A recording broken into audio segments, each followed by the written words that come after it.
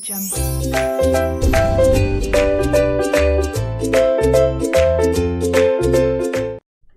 Everyone, Radhe Radhe. आज मैं आप लोगों को सीए फाइनल एसएफएम में chapter number 9 foreign exchange exposure and risk management, जिसे आप फॉरेक्स के नाम से भी जानते हैं, इसका रिवीजन करवाने जा रहा हूँ। इस रिवीजन में अपन जो भी कंसेप्ट हैं सारे डिटेल में कवर करेंगे और कहीं पर भी कोई भी क्वेश्चन या एग्जांपल के रेफरेंस की जरूरत पड़ेगी तो वो भी अपन लेंगे। बाकी लेक्चर के अंदर अपने डिटेल में सारे कंसेप्ट एंड सारे क्वेश्चन सॉल्व कर ही लिए हैं, तो आपको इसमें कोई दिक्कत नहीं आने वाली है। ये चैप्टर देखिए पूरा लॉजिकल है, अगर आप लॉजिक्स के साथ पढ़ेंगे तो बहुत ईजीली आपको समझ में आ जाएगा। इसको रटना नहीं होता है, तो आज मैं आपको पूरे कंसेप्ट उसी तरीके से रिवाइज कराऊंगा ताकि आप एग्जाम में कैसा भी क्वेश्चन आए ईजिली इसका टैकल कर पाए। तो स्टार्ट करते हैं। देखिए सबसे पहले foreign exchange exposure and risk management. इस चैप्टर में आप सीखते क्या हैं ये आपको इसके नाम से ही पता चल जाता है। इसका नाम है फॉरेन एक्सचेंज एक्सपोजर, यानी फॉरेन एक्सचेंज में आपका कोई एक्सपोजर है, कोई रिस्क है। कैसे सर? मैंने एक एक्सपोर्ट किया है, मैं इंडिया का पर्सन हूँ, मैंने अमेरिका में कोई एक्सपोर्ट किया है जिसका 3 मंथ बाद मुझे डॉलर में पेमेंट मिलने वाला है। सपोज 1 लाख डॉलर मुझे मिलेंगे। 1 लाख डॉलर अगर मुझे मिलेंगे तो मुझे क्या डर लग रहा है कि आज के दिन तो $1 80 रुपये का है, 3 महीने बाद $1 70 रुपये का हो जाएगा, ऐसा मुझे डर लग रहा है। तो सर इससे क्या डर हुआ कि आज ही अगर पेमेंट मिल जाता है $1 लाख का, तो अगर 80 की रेट से मैं कन्वर्ट करता तो 80 लाख रुपीज़ मुझे मिल जाते। लेकिन 3 मंथ बाद 70 की रेट हो गई तो $1 लाख पे मुझे कितने रुपीज़ मिलेंगे? 70 लाख रुपीज़, यानी मुझे 10 लाख रुपीज़ का नुकसान हो जाएगा। ये मुझे रिस्क नज़र आ रही है। तो फॉरेन एक्सचेंज का एक्सपोजर है, तो इस रिस्क को मैं कैसे कम करूं, इस रिस्क को मैं कैसे मैनेज करूं, वो मुझे सीखना है। तो इस चैप्टर का नाम बनता है foreign exchange exposure and risk management. यही पूरा आपको इस चैप्टर में सीखना है। डिटेल में ये सारी चीज़ें अपन सीखेंगे, लेकिन ये सब चीज़ें सीखने से पहले आपको इसके बेसिक समझने पड़ेंगे। इस चैप्टर के कुछ बेसिक समझने पड़ेंगे, फॉरेन एक्सचेंज से रिलेटेड कुछ बेसिक सीखने पड़ेंगे, तब जाके आप इस कंसेप्ट को सीख पाओगे कि कैसे इनकी रिस्क मैनेज होगी, फॉरेन करेंसी की रिस्क कैसे मैनेज करी जाए। तो इसके बेसिक्स में सबसे पहला बेसिक है फॉरेन एक्सचेंज रेट कोटेशन। कि जो फॉरेन एक्सचेंज की रेट है वो मार्केट में कैसे कैसे कोट करी जाती है, मार्केट में कैसे प्रेजेंट करी जाती है। फॉरेन एक्सचेंज की रेट कैसे मार्केट में प्रेजेंट करी जाती है, पहले ये सीखना पड़ेगा मार्केट में रेट कैसे कोट करी जाती है किसी भी फॉरेन करेंसी की। वो अगर हम सीखेंगे उसके बाद आगे कंटिन्यू कर पाएंगे चैप्टर को। तो इस टॉपिक को स्टार्ट करने से पहले मैं आपको एक बेसिक एग्जांपल देना चाहूँगा प्रैक्टिकल लाइफ का। आप कभी भी मार्केट में जाते हैं और आपको पेन खरीदना है, तो आप शॉपकीपर को क्या बोलते हैं कि भैया एक पेन की प्राइस बता दीजिए, इस पेन की क्या प्राइस है। उसने सपोज आपको बोला 50 रुपीज़ प्राइस है, तो आप इसे या तो क्या बोल सकते हैं कि 50 रुपीज़ जो एक पेन की प्राइस है इसे आप बोल सकते हैं तो प्राइस है या फिर कोटेशन है। इस पेन की कोटेशन, कोटेशन का मतलब क्या होता है? किसी चीज़ की प्राइस मांगना, किसी चीज़ की प्राइस मांगना ही कोटेशन होता है। तो यानी इसने क्या प्राइस बताई आपको? 1 पेन इक्वल टू 50 रुपीज़। ऐसे ही एक और एग्जाम्पल, आपको एक एसी परचेज करनी है, आपने पूछा इस एसी की क्या प्राइस है, उसने बोला इस एसी की 30,000 रुपीज़ प्राइस है। तो यानी 1 एसी इक्वल टू 30,000 रुपीज़, ये उसने आपको क्या दी? प्राइस दी, यानी कोटेशन दी इस एसी की। इस एसी की क्या कोटेशन है? आप मार्केट में ये भी बोल सकते हैं इसकी कोटेशन बता दीजिए। तो कोटेशन का मतलब होता है किसी आइटम की, किसी प्रोडक्ट की प्राइस मांगना, किसी आइटम या किसी प्रोडक्ट की प्राइस मांगना। ऐसे ही फॉरेन एक्सचेंज रेट कोटेशन का क्या मतलब है कि फॉरेन करेंसी की प्राइस मांगना। फॉरेन करेंसी की क्या प्राइस चल रही है मार्केट में, क्या कोटेशन है, पहले उसे समझते हैं वो कैसे लिखी जाती है। तो फॉरेन एक्सचेंज रेट कोटेशन का क्या मतलब है? It is the rate at which one currency will be exchange for another currency. ऐसी रेट जिसपे एक करेंसी दूसरी करेंसी के बदले एक्सचेंज करी जाएगी। जैसे अपने एग्जांपल में मैंने बोला था ना, डॉलर मिलने वाले हैं, उसको रुपये में हम कन्वर्ट करेंगे तो किस रेट पे होगा। यानी ये क्या रिफ्लेक्ट करती है? एक करेंसी की प्राइस बताती है दूसरी करेंसी के टर्म्स में।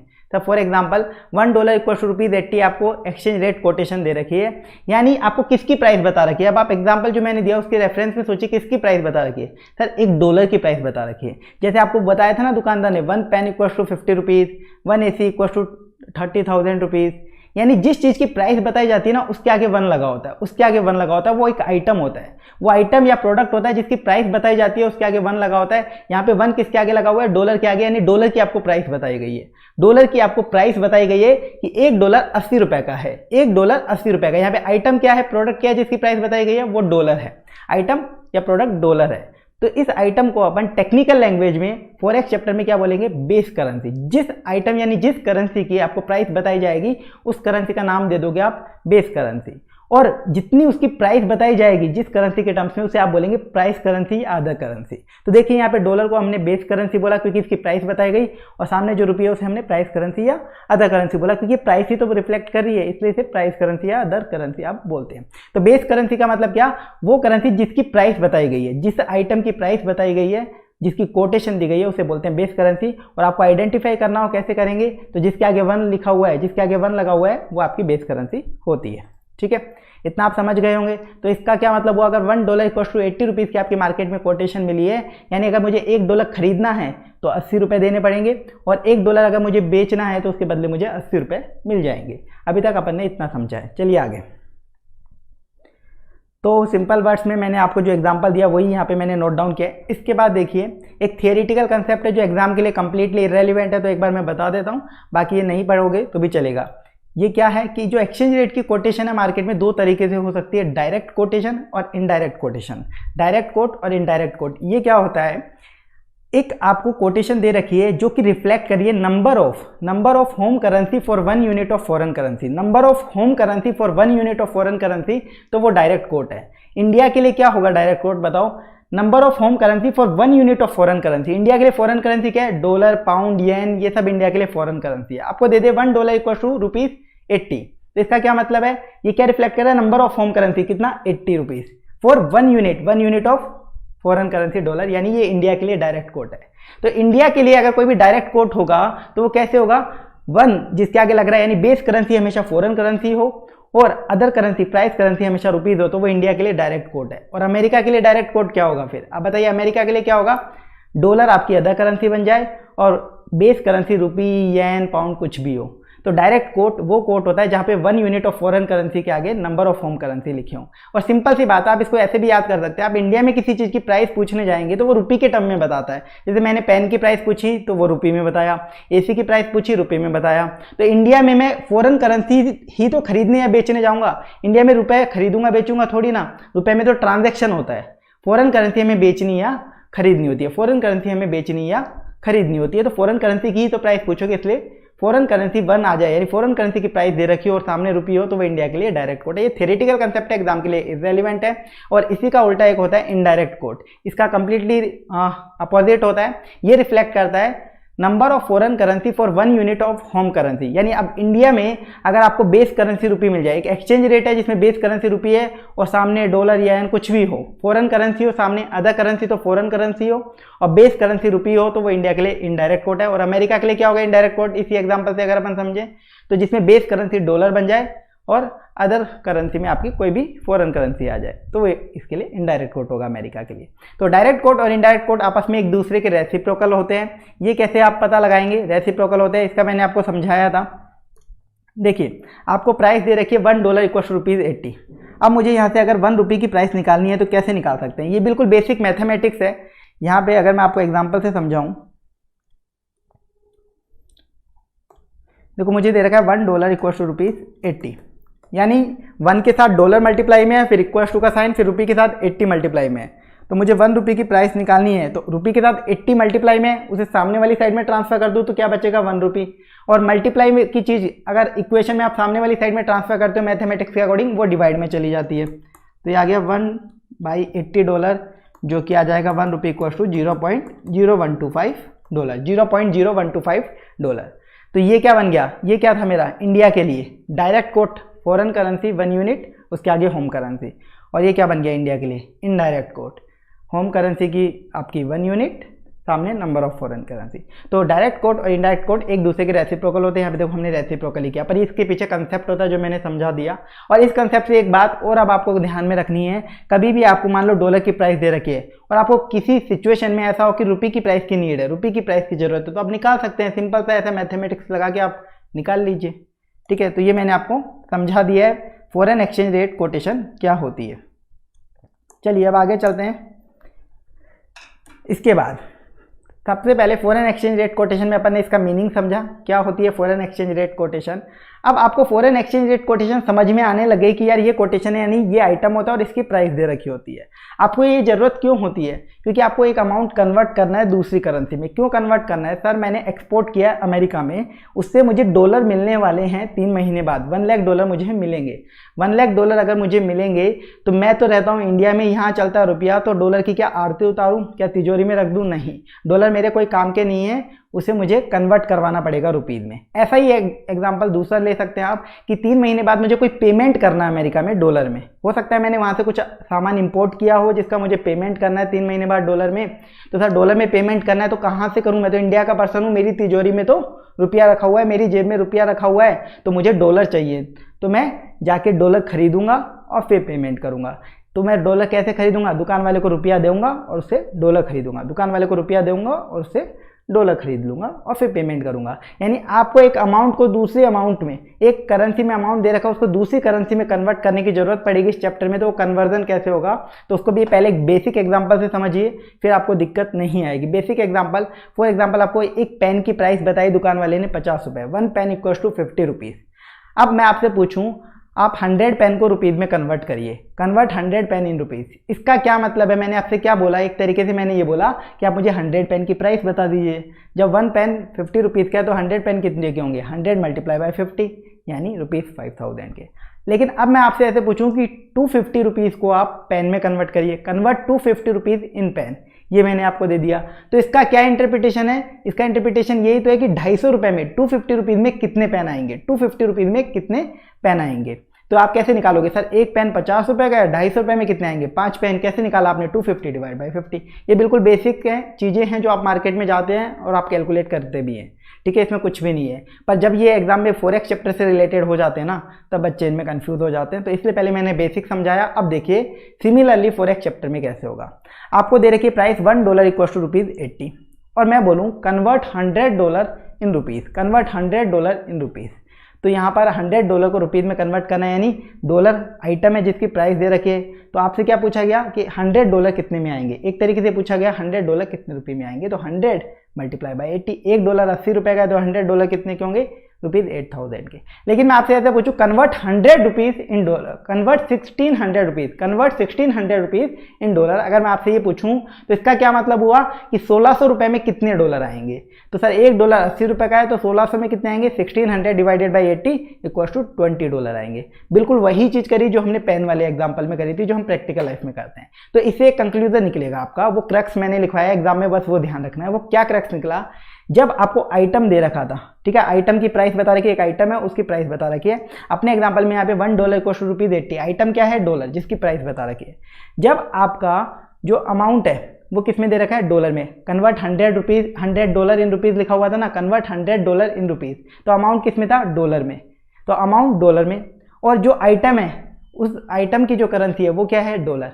$1 इक्वल टू ₹80 है ना, जिसकी प्राइस बता रखी है। एक्सचेंज रेट में बेस करेंसी भी डॉलर है और अमाउंट भी डॉलर है। यानी जब बेस करेंसी एक्सचेंज रेट में सेम हो करेंसी अमाउंट से, जो अमाउंट जिस करेंसी में दे रखा है वो, और एक्सचेंज रेट में जो बेस करेंसी है, अगर वो दोनों सेम हो तो आपको क्या करना रहेगा एग्जाम में? अमाउंट को एक्सचेंज रेट से डायरेक्टली मल्टीप्लाई कर देना। ये तो किया था हमने, जब $1 इक्वल टू ₹80 दे रखा था तो बेस करेंसी थी डॉलर और अमाउंट क्या था? $100 को कन्वर्ट करना है, तो अमाउंट भी डॉलर में था, तो आपने 100 को 80 से मल्टीप्लाई किया था, आपको आपका आंसर मिल जाएगा। ये कन्वर्ट होकर आपका रुपीज़ में आ जाएगा। लेकिन अगर आपको ऐसा दे रखा हो कि बेस करेंसी तो डॉलर में है और अमाउंट किस में है? रुपीज़ में। जैसे अपना एग्जाम्पल दूसरा था, कन्वर्ट 1600 रुपीज़ इन डॉलर, तो 1600 रुपीज़ थे, अमाउंट किस में था? रुपीज़ में। बेस करेंसी क्या है? डॉलर, दोनों डिफरेंट है। तो ऐसे केस में आप अमाउंट को डिवाइड कर दीजिए एक्सचेंज रेट से, यानी 1600 रुपये को अपन ने 80 रुपये से डिवाइड किया था तो अपना $20 आंसर मिल गया था। बस ये क्रक्स याद रखना है, बेस करेंसी एक्सचेंज रेट में जो बेस करेंसी है वो, और जो अमाउंट जिस करेंसी में दे रखा है वो।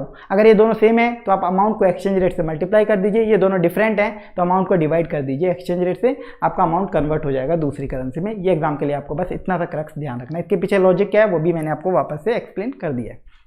इसके बाद अब एक्सचेंज रेट की प्रेजेंटेशन कैसे करी जाएगी, मार्केट में एक्सचेंज रेट कैसे कैसे लिखी जा सकती है, आपको इंटरप्रेट करना पड़ेगा कि यहाँ पे रेट किसकी बता रखी है और अदर करेंसी कौन सी है।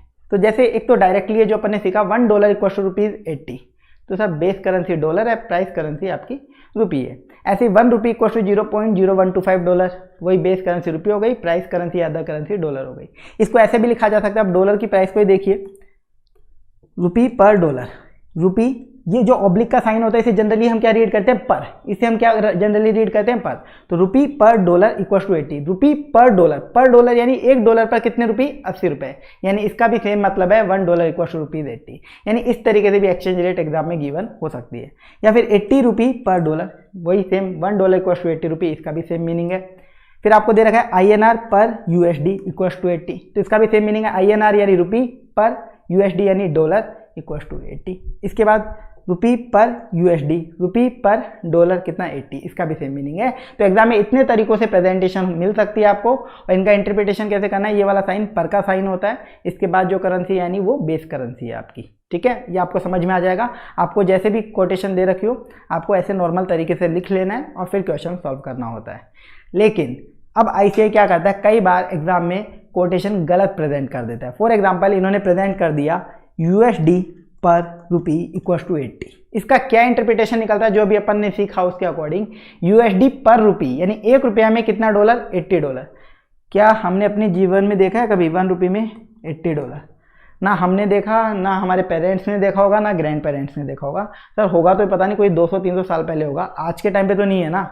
तो जनरली ये हो ही नहीं सकता, यानी ये कोटेशन कंप्लीटली गलत है, ये कोटेशन गलत है। और जब ये कोटेशन गलत है तो हम इसे सही करके रीड करेंगे, हम एग्जाम में इसे मानेंगे कि आपको जो कोटेशन दे रखी है $1 इक्वल्स टू 80 रुपये दे रखी है, ठीक है। ऐसा आइडेंटिफाई आपको करना पड़ेगा। तो सर क्या इसके लिए एग्जाम में हमें एक्सचेंज रेट याद करके जानी पड़ेंगी, आज मार्केट में क्या चल रहा है? याद करके नहीं जानी, कुछ बेसिक एक्सचेंज रेट के बारे में मैं आपको बता देता हूँ, उसके अकॉर्डिंग आप डिसीजन ले लीजिएगा। और ये जरूरी नहीं है हर क्वेश्चन में गलती करें, बहुत कभी कभी कोई एक आध क्वेश्चन में गलती कर रखी है ICAI ने, तो उसको आपको इस तरीके से देखते ही समझ में आ जाएगा, ठीक है। चलिए, तो इसका पता कैसे लगाएंगे, आप इसे सही रीड करना पड़ेगा। जब ऐसे गलत कोटेशन दे रखी हो तो हम तो इसे सही रीड करेंगे, लेकिन इसका पता कैसे लगाएंगे, कोटेशन गलत है तो इसके लिए आप 4 करेंसी ध्यान रखिए हमेशा। 4 करेंसी कौन कौन सी, पाउंड, डॉलर, रुपी और येन। जनरली आपको क्वेश्चंस में ये करेंसी मिलती हैं, बस इनके बारे में आपको मालूम है तो कभी भी आप क्वेश्चन गलत नहीं करेंगे, हमेशा सही रीड करेंगे। इसमें आपको क्या ध्यान रखना है कि सबसे बड़ा पाउंड होता है, सबसे बड़ा पाउंड होता है, पाउंड की वैल्यू सबसे ज़्यादा होती है, उससे छोटी वैल्यू डॉलर की होती है, और डॉलर से छोटी वैल्यू रुपी की होती है, और रुपी से छोटी वैल्यू येन की होती है। यानी येन सबसे छोटा होता है, सबसे बड़ा पाउंड, उससे छोटा डॉलर, डॉलर से छोटा रुपी, और येन सबसे छोटा, येन सबसे छोटा। ये बस आप याद कर लीजिए, आपको बस क्वेश्चन में फिर देखते ही समझ में आ जाएगा। फॉर एग्जाम्पल आपको रेट दे रखी है 1 पाउंड इक्वल्स टू $1.2, ठीक है। करेक्ट है ये रेट, क्यों? क्योंकि पाउंड बड़ा होता है इसलिए यहाँ पे ज़्यादा वैल्यू आ रही है। देखो सामने ज़्यादा वैल्यू आए, सामने 1 से ज़्यादा वैल्यू आए, सामने 1 से ज़्यादा वैल्यू आए तो वो रिफ्लेक्ट करती है कि जो बेस करेंसी है वो बड़ी है, और सामने 1 से कम वैल्यू आए, 1 से कम मतलब 0.9, 0.8 पॉइंट यानी डेसिमल्स में वैल्यू आए सिर्फ, तो यानी बेस करेंसी छोटी है। जैसे हमने देखा $1 इक्वल टू ₹80, तो सामने वैल्यू ज़्यादा है, 1 से ज़्यादा है, तो यानी ये क्या रिफ्लेक्ट कर रहा है, डॉलर बड़ा है, और हमें पता है डॉलर रुपी से बड़ा होता है, यानी ये कोटेशन सही है। पर यहाँ पे ऐसा लिखा होता है 1 रुपी इक्वल टू $80, तो ये क्या रिफ्लेक्ट कर रहा है, सामने 1 से बड़ी वैल्यू है यानी रुपी बड़ा है डॉलर से, ये ऐसा बता रहा है। पर हमें पता है रुपी कभी भी डॉलर से बड़ा नहीं होता, रुपी डॉलर से छोटा होता है, ये मैंने आपको याद करवा दिया। तो यानी आपको इस कोटेशन को सही करना है, $1 इक्वल टू रुपी ऐसे रीड करना है आपको, ठीक है। ये आपको पता चल जाएगा, तो एग्जाम में इस तरीके से आप डिसीजन लेंगे। ये हर क्वेश्चन में नहीं होगा, कोई एक आध क्वेश्चन में ICAI ने गलती कर रखी है तो हमें ऐसे पता चलेगी। इसके बाद आ जाइए, अब मैंने आपको फॉरेन एक्सचेंज रेट कोटेशन का मीनिंग बता दिया और कैसे उसकी प्रेजेंटेशन होती है वो समझा दी। अब आप समझिए फॉरेक्स मार्केट में प्रोसेस कैसे चलता है, फॉरेन एक्सचेंज मार्केट में प्रोसेस कैसे होता है एक्चुअल में। अब मेरा अल्टीमेट ऑब्जेक्टिव क्या है, अल्टीमेट ऑब्जेक्टिव जैसे मैंने एग्जांपल दिया, या तो मुझे फॉरेन करेंसी में पेमेंट करना है या फॉरेन करेंसी में मुझे पेमेंट मिलेगा। फॉरेन करेंसी में पेमेंट मिलेगा तो मेरे को डॉलर मिलेंगे, तो डॉलर मेरे काम के नहीं, वो डॉलर या तो बेचने हैं, ठीक है, किसी दुकान वाले को, और या फिर मुझे फॉरेन करेंसी में पेमेंट करना है तो मुझे डॉलर की ज़रूरत है, मैं डॉलर खरीदूंगा। मैं बार बार डॉलर और रुपये का एग्जांपल क्यों लेता हूँ, क्योंकि अपने माइंड में बहुत अच्छे से समझ में आता है, क्योंकि हम इंडिया में रहते हैं तो हमारे यहाँ रुपये चलता है, वो हमें पता है। और जैसे ही हम फॉरेन करेंसी का नाम लेते हैं ना, तो सबसे पहले फॉरेन करेंसी जो हमारे माइंड में आती है वो डॉलर। इसलिए पूरे टॉपिक को जब मैं एक्सप्लेन करूंगा पूरे चैप्टर को, तो आपके साथ डॉलर और रुपये का एग्जांपल ही चलेगा। क्वेश्चन में कुछ भी हो सकता है, कोई भी करेंसी हो सकती है, तो उस अकॉर्डिंग आप जज कर लेंगे, ठीक है।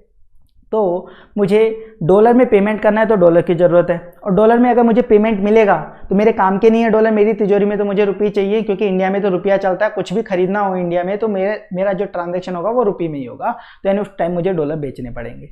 तो उसके लिए क्या होना चाहिए, एक दुकानदार होना चाहिए, उसके लिए एक दुकानदार होना चाहिए। यानी आप कोई भी आइटम परचेज या सेल करते हो किसी दुकानदार से ही तो करते हो, एक दुकान वाला होता है। तो यहाँ पे भी एक दुकानदार होगा, एक शॉपकीपर होगा, जिससे आप फॉरेन करेंसी या तो परचेज करेंगे या उसे फॉरेन करेंसी सेल करेंगे। तो सर ये दुकानदार कौन होता है? ये दुकानदार बैंक होते हैं। जनरली जो बैंक्स हैं ना, इंडिया में जो भी बैंक्स हैं वो होते हैं, और जिनको ऑथोराइज्ड डीलर बोला जाता है। सर ऑथोराइज्ड डीलर क्यों बोला जाता है इनको? क्योंकि इनको आरबीआई ऑथोराइज करता है कि आप फॉरेन एक्सचेंज में डील करिए। इनको आरबीआई ऑथोराइज करता है कि आप फॉरेन एक्सचेंज में डील करिए। आरबीआई इंडिया में बैंक्स को ऑथोराइज करता है कि आप फॉरेन एक्सचेंज में डील करिए। यानी कोई भी बैंक को फॉरेक्स का डीलर बनना है, कोई भी बैंक को फॉरेक्स का डीलर बनना है तो उसे एज पर फेमा एक्ट, जो आप लॉ में पढ़ते हैं, as per FEMA act application लगानी पड़ती है आरबीआई में। उसका पूरा प्रोसेस है जो अपने काम का नहीं है, आप फेमा में पढ़ चुके होंगे लॉ के अंदर, ठीक है। तो उसके अकॉर्डिंग वो ऑथोराइज्ड डीलर बन जाता है। तो आरबीआई रेगुलेट करता है सारे फॉरेन करेंसी के ट्रांजेक्शन। तो अपने को तो मतलब है डीलर से। दुकान वाला कौन है? डीलर अपना दुकानदार है, ऑथोराइज्ड डीलर। और डीलर कौन होते हैं? बैंक वाले, ठीक है। तो मैं कस्टमर हूँ बैंक वाले के लिए, वो दुकानदार है तो मैं कस्टमर हूँ। कस्टमर कौन होता है? जो या तो इंपोर्ट कर रहा होगा फॉरेन करेंसी में, इंपोर्ट कर रहा हूँ तो मुझे पेमेंट करना है, या मैंने एक्सपोर्ट करा होगा फॉरेन करेंसी में तो उसका पेमेंट मिलने वाला होगा, तो वो फॉरेन करेंसी सेल करना चाहता हूँ। या कोई भी नॉर्मल कंपनी फर्म, कोई भी हो सकता है कस्टमर, ठीक है। कस्टमर तो कोई भी हो सकता है ना। तो ऐसे प्रोसेस होता है। कस्टमर डीलर यानी दुकान वाले के पास जाता है, बैंक वाले के पास बाय या सेल करने के लिए फॉरेन करेंसी। इस तरीके से मार्केट में प्रोसेस चलता है फॉरेक्स का। चलिए अब आगे, types of exchange rate in forex market. Forex market में किस किस तरीके की एक्सचेंज रेट आपको देखने को मिलेंगी, कितने तरीके की एक्सचेंज रेट है वो मैं अब आपको बताने वाला हूँ। एक्सचेंज रेट कितने तरीके की आपको देखने को मिलेंगी। तो अभी हमने क्या देखी है? सिर्फ प्रेजेंटेशन देखी है, एक्सचेंज रेट की कोटेशन कैसे लिखी जाती है। अब आपको सीखने को मिलेगा कितने कितने तरीके की एक्सचेंज रेट है। अभी पूरे चैप्टर में बेसिक्स ही चल रहे हैं, मेन टॉपिक्स तो बाद में स्टार्ट होंगे। बेसिक्स क्लियर होंगे तब जाके आप मेन टॉपिक्स पे पहुंचते हैं। तो देखिए फॉरेक्स में आपकी कितने कितने तरीके की एक्सचेंज रेट है। सबसे पहले बिड रेट और ऑफर रेट सबसे इंपॉर्टेंट है, इसको समझना। बिड रेट और ऑफर रेट क्या होती है? ऑफर रेट को आस्क रेट भी बोलते हैं, ऑफर रेट को कुछ लोग आस्क रेट भी बोलते हैं। तो मैं बोलूँगा बिड रेट और ऑफर रेट। ये होती क्या है, ये क्या होती है, इसको समझने के लिए मैं जनरल लाइफ, प्रैक्टिकल लाइफ का एक एग्जाम्पल देता हूँ, उससे बहुत अच्छे से आपको समझ में आ जाएगी। वही एग्जाम्पल लेते हैं पेन वाला। एक स्टेशनरी शॉपकीपर है, उसके पास आप एक पर्टिकुलर कैटेगरी का पेन खरीदने गए, आपने प्राइस पूछे, उसने बताया 50 रुपये का है, 50 रुपीज़ का ये पेन है। तो यानी अगर वो मुझे पेन उससे खरीदना है तो मुझे उससे कितने देने पड़ेंगे? 50 रुपीज़ देने पड़ेंगे, ठीक है। मैंने अभी पूछ लिया उससे, पर मैंने पूछा, मुझे उससे खरीदना नहीं था, बस मैंने उससे प्राइस पूछी। क्यों पूछी? क्योंकि कहीं से मुझे 100 पेन का एक बॉक्स मिल गया, सेम वैसा ही पेन, जो पेन मैं प्राइस पूछ रहा हूँ उसी पेन, सेम क्वालिटी के pen, same category, as it is same pen, same company के, पूरे पेटी पैक बॉक्स के अंदर है। उनको अभी तक ओपन भी नहीं किया उस बॉक्स को। 100 पेन का बॉक्स है, मेरे पास कहीं से आ गया, मेरे काम का नहीं है, तो मैंने उससे प्राइस पूछ ली। अब मैंने उस दुकान वाले को बोला कि भैया देखो पेन खरीदना तो नहीं है मुझे ये वाला, पर मेरे पास 100 पेन पूरे बॉक्स में पैक हैं, आप वो मुझसे ले लीजिए। यानी वो पेन मैं उसे बेचना चाहता हूँ, वो पेन मैं उसे बेचना चाहता हूँ। दुकान वाला बोला ठीक है ले लूँगा मैं। तो मैंने बोला 100 पेन है, 50 रुपये प्राइस है, तो 5000 रुपये दे दीजिए, लाइए 5000 रुपये और पेन ले लीजिए। दुकानदार बोला भैया ज़्यादा शानी मत बनिए, ज़्यादा समझदार मत बनिए, ठीक है, 5000 रुपये नहीं दूंगा मैं इनके बदले आपको अगर 40 रुपये में एक पेन बेचना है तो बेच के जाइए। मेरे को क्या बोला? 40 रुपये में एक पेन बेचना है तो बेच के जाइए। मैंने बोला यार अभी तो तूने 50 रुपये प्राइस बताई थी इस पेन की, और अब तू बोला 40 रुपये में खरीदेगा। तो दुकानदार ने मुझे क्या आंसर दिया? भाई मैं यहाँ पे दुकान खोल के बैठा हूँ तो क्या समाज सेवा करने के लिए बैठा हूँ क्या? मैं भी तो कमाऊँगा, तेरे से 50 रुपये में पेन खरीदूँ, मेरा स्टॉक बनाऊँ, यहाँ पे इन्वेस्टमेंट करूँ, और फिर इसी पेन को दूसरे कस्टमर्स को फ्यूचर में 50-50 रुपये में बेचूँ, तो मेरे क्या फ़ायदा हुआ? मतलब मैं तो ज़बरदस्ती मेरा पैसा इन्वेस्ट कर रहा हूँ, तो तुझे 40 रुपये में बेचना है बेच। तो मैंने बोला ये बात भी सही है, और मुझे तो कहीं से मिले ही थे, मुझे कोई प्रॉब्लम नहीं थी। मैंने बोला ले लो यार, 40 के अकॉर्डिंग 4000 रुपये दे दो। ऐसा ही होता है मार्केट में, बिल्कुल ऐसा ही होता है। क्यों होता है? क्योंकि दुकानदार की मर्जी चलती है, दुकानदार की मर्जी चलती है, आप मजबूर होते हो उसके आगे। मेरी मजबूरी है, अगर मुझे पेन खरीदना है तो दुकानदार से खरीदना पड़ेगा, वो भी मेरी मजबूरी है। और बेचना था, जब मेरे पास कहीं से आ गए थे तो बस मुझे बेचना था, तो भी मेरी मजबूरी थी। दुकानदार ऊपर वाली पोजीशन पे बैठा होता है, हम नीचे वाली पोजीशन पे होते हैं, हमारी मजबूरी होती है। यानी कस्टमर की हमेशा मजबूरी होती है और दुकानदार हमेशा अपनी मर्जी चलाता है। तो एक बात मुझे बताओ, जो इंसान अपनी मर्जी चलाएगा वो अपने आप को फायदा देगा कि नुकसान? वो अपने आप को फायदा देगा। और जो इंसान बेचारा मजबूरी में होगा, उसको मजबूरी में नुकसान झेलना पड़ता है, मजबूरी में कोई भी लोग उससे कुछ भी करवा सकते हैं। यही होता है मार्केट में, मार्केट का दस्तूर ही है, इस पूरी दुनिया का नियम ही है, इसी चीज़ पे ये दुनिया चलती है, इसी चीज़ पे ये दुनिया कायम है। तो ये दुनिया किस नियम पे कायम है कि दुकानदार की मर्जी चलती है और कस्टमर मजबूरी में होता है। तो दुकानदार की मर्जी चलती है तो दुकानदार कभी भी कोई आइटम खरीदेगा तो किस पे खरीदेगा, कम पे खरीदेगा। जैसे उसको मैंने पेन बेचे तो दुकानदार पेन खरीद रहा था किस पे, 40 रुपए पे, कम पे। और दुकानदार कभी भी कोई आइटम बेचेगा, जब वो मुझे पेन बेच रहा था तो वो कितने में बेच रहा था, 50 रुपए पे। यानी दुकानदार कभी भी कोई आइटम खरीदता है तो सस्ते में खरीदता है और बेचता है तो महंगे में बेचता है। कभी भी कोई आइटम खरीदता है तो सस्ते में खरीदता है और बेचता है तो महंगे में बेचता है। ये नियम है, ये मार्केट का नियम है जो आपने प्रैक्टिकल लाइफ में भी देखा है। बस ये माइंड में फिट कर लीजिए। ठीक है सर, ये समझ में आ गया। चलिए, तो बस बिड रेट और ऑफर रेट कुछ ही नहीं है, कंसेप्ट कंप्लीट हो चुका है। क्या है कंसेप्ट, देखिए। बिड रेट का मतलब ऐसी रेट जिस पे दुकानदार, अब अपन दुकानदार, देखो मैं माइंड में इस पूरे चैप्टर को प्रैक्टिकल लाइफ से कनेक्ट करके समझाऊंगा। दुकानदार बोल रहा हूँ, यानी फॉरेक्स का दुकानदार कौन होता है, डीलर यानी बैंक वाला। ठीक है, समझ जाना, बार बार मुझे बोलने की जरूरत नहीं है। दुकानदार का मतलब फॉरेक्स का डीलर, फॉरेक्स का डीलर कौन, बैंक वाला। तो बिड रेट का मतलब ऐसी रेट जिसपे दुकानदार बेस करेंसी को खरीदना चाहता है, बेस करेंसी को खरीदना चाहता है। बेस करेंसी को ही क्यों, क्योंकि बेस करेंसी ही तो आइटम है जिसकी प्राइस दे रखी है, बेस करेंसी ही आइटम होता है अपना यहाँ पर। तो ऐसी रेट जिसपे दुकानदार बेस करेंसी को खरीदना चाहता है, यानी कम से कम वाली रेट, क्योंकि दुकानदार कम से कम रेट पे खरीदेगा। और ऑफर रेट मतलब ऐसी रेट जिसपे दुकानदार बेस करेंसी को बेचना चाहता है। तो दुकानदार बेचना किस पे चाहेगा, बेस करेंसी को ज़्यादा से ज़्यादा पे, क्योंकि इसकी मर्जी चलती है, तो यानी हायर रेट। तो आपको देखो मार्केट में जनरली कैसे रेट देखने को मिलेगी, $1 = ₹80/81, यानी जनरली दो रेट देखने को मिलेंगी एक ही आइटम की। यहाँ पे डॉलर की दो रेट देखने को मिली, तो कौन सी एप्लीकेबल है। यानी दुकानदार अगर डॉलर खरीद रहा होगा तो 80 रुपये में खरीदेगा, और दुकानदार अगर डॉलर बेच रहा होगा तो 81 रुपीज़ में बेचेगा। तो दुकानदार के लिए 80 रुपीज़ तो क्या है, बिड रेट डॉलर की, और दुकानदार के लिए 81 क्या है, ऑफर रेट। ये बिड और ऑफर का जो नाम है, नामकरण है या नोमेनक्लेचर है, ये किसके पॉइंट ऑफ व्यू से है, दुकानदार के पॉइंट ऑफ व्यू से। वापस से बता रहा हूँ, ये नाम कस्टमर के पॉइंट ऑफ व्यू से नहीं है, दुकानदार के पॉइंट ऑफ व्यू से है। बिड और ऑफर दुकानदार बोल सकता है, हम तो बस सोचेंगे कौन सी रेट लगेगी। ठीक है, चलिए अब अपने को कैसे सोचना है कौन सी रेट लगेगी। तो मैंने आपको बताया डीलर बेस करेंसी को सस्ते में तो खरीदता है और महंगे में बेचता है, ये मैंने आपको क्रक्स दिया। तो इस क्रक्स से एक और क्रक्स निकल के आया। वो क्रक्स क्या निकल के आया, देखो वही प्रैक्टिकल लाइफ वाला एग्जांपल दे रहा हूँ। ये पेन का शॉपकीपर है और मैं कस्टमर हूँ। जब मैं कस्टमर हूँ, सामने पेन का शॉपकीपर है। जब मैं पेन खरीद रहा था, जब कस्टमर बाय कर रहा था, तो कितने में कर रहा था, महंगे में कर रहा था। कस्टमर महंगे में बाय कर रहा था, क्यों, क्योंकि दुकानदार सेल कर रहा था। हमेशा याद रखो, कोई भी चीज़ का ये बेसिक फंडा है, एक बंदा अगर बेच रहा है तो दूसरा खरीद रहा होगा ना। आप सामने वाले से पेन खरीद रहे हो, मैं उससे पेन खरीद रहा हूँ, तो वो मुझे पेन बेच रहा है, वो मुझे पेन बेच रहा है। और अगर मैं पेन बेच रहा हूँ, मैं अगर पेन बेच रहा हूँ दुकान वाले को, तो यानी दुकान वाला मुझसे पेन खरीद रहा है। यानी एक आइटम है, वो एक जने के पर्सपेक्टिव से सेल हो रहा है और एक जने के पर्सपेक्टिव से बाय हो रहा है। क्लियर। तो अब देखो, मैं किसी के भी पर्सपेक्टिव से सोचूं, रेट एक ही आएगी। कैसे, दुकानदार ने पेन की रेट बताई 50 और 40, दो रेट बताई उसने पेन की 50 और 40। तो दुकानदार बेचेगा तो यानी कस्टमर खरीदेगा। तो दुकानदार बेचेगा तो किस पे बेचेगा, ज़्यादा से ज़्यादा पे, यानी यहाँ पे 50 रुपये ही रेट आएगी। आप चाहे ये बोल दो कि दुकानदार पेन बेच रहा है, तो भी आप 50 रेट ही सेलेक्ट करोगे। और चाहे मैं ये बोल दूँ कि कस्टमर पेन खरीद रहा है, तो भी 50 रेट ही सेलेक्ट होगी, क्योंकि दोनों का मीनिंग एक ही है ना, दोनों में अल्टीमेटली दुकानदार बेच रहे हैं।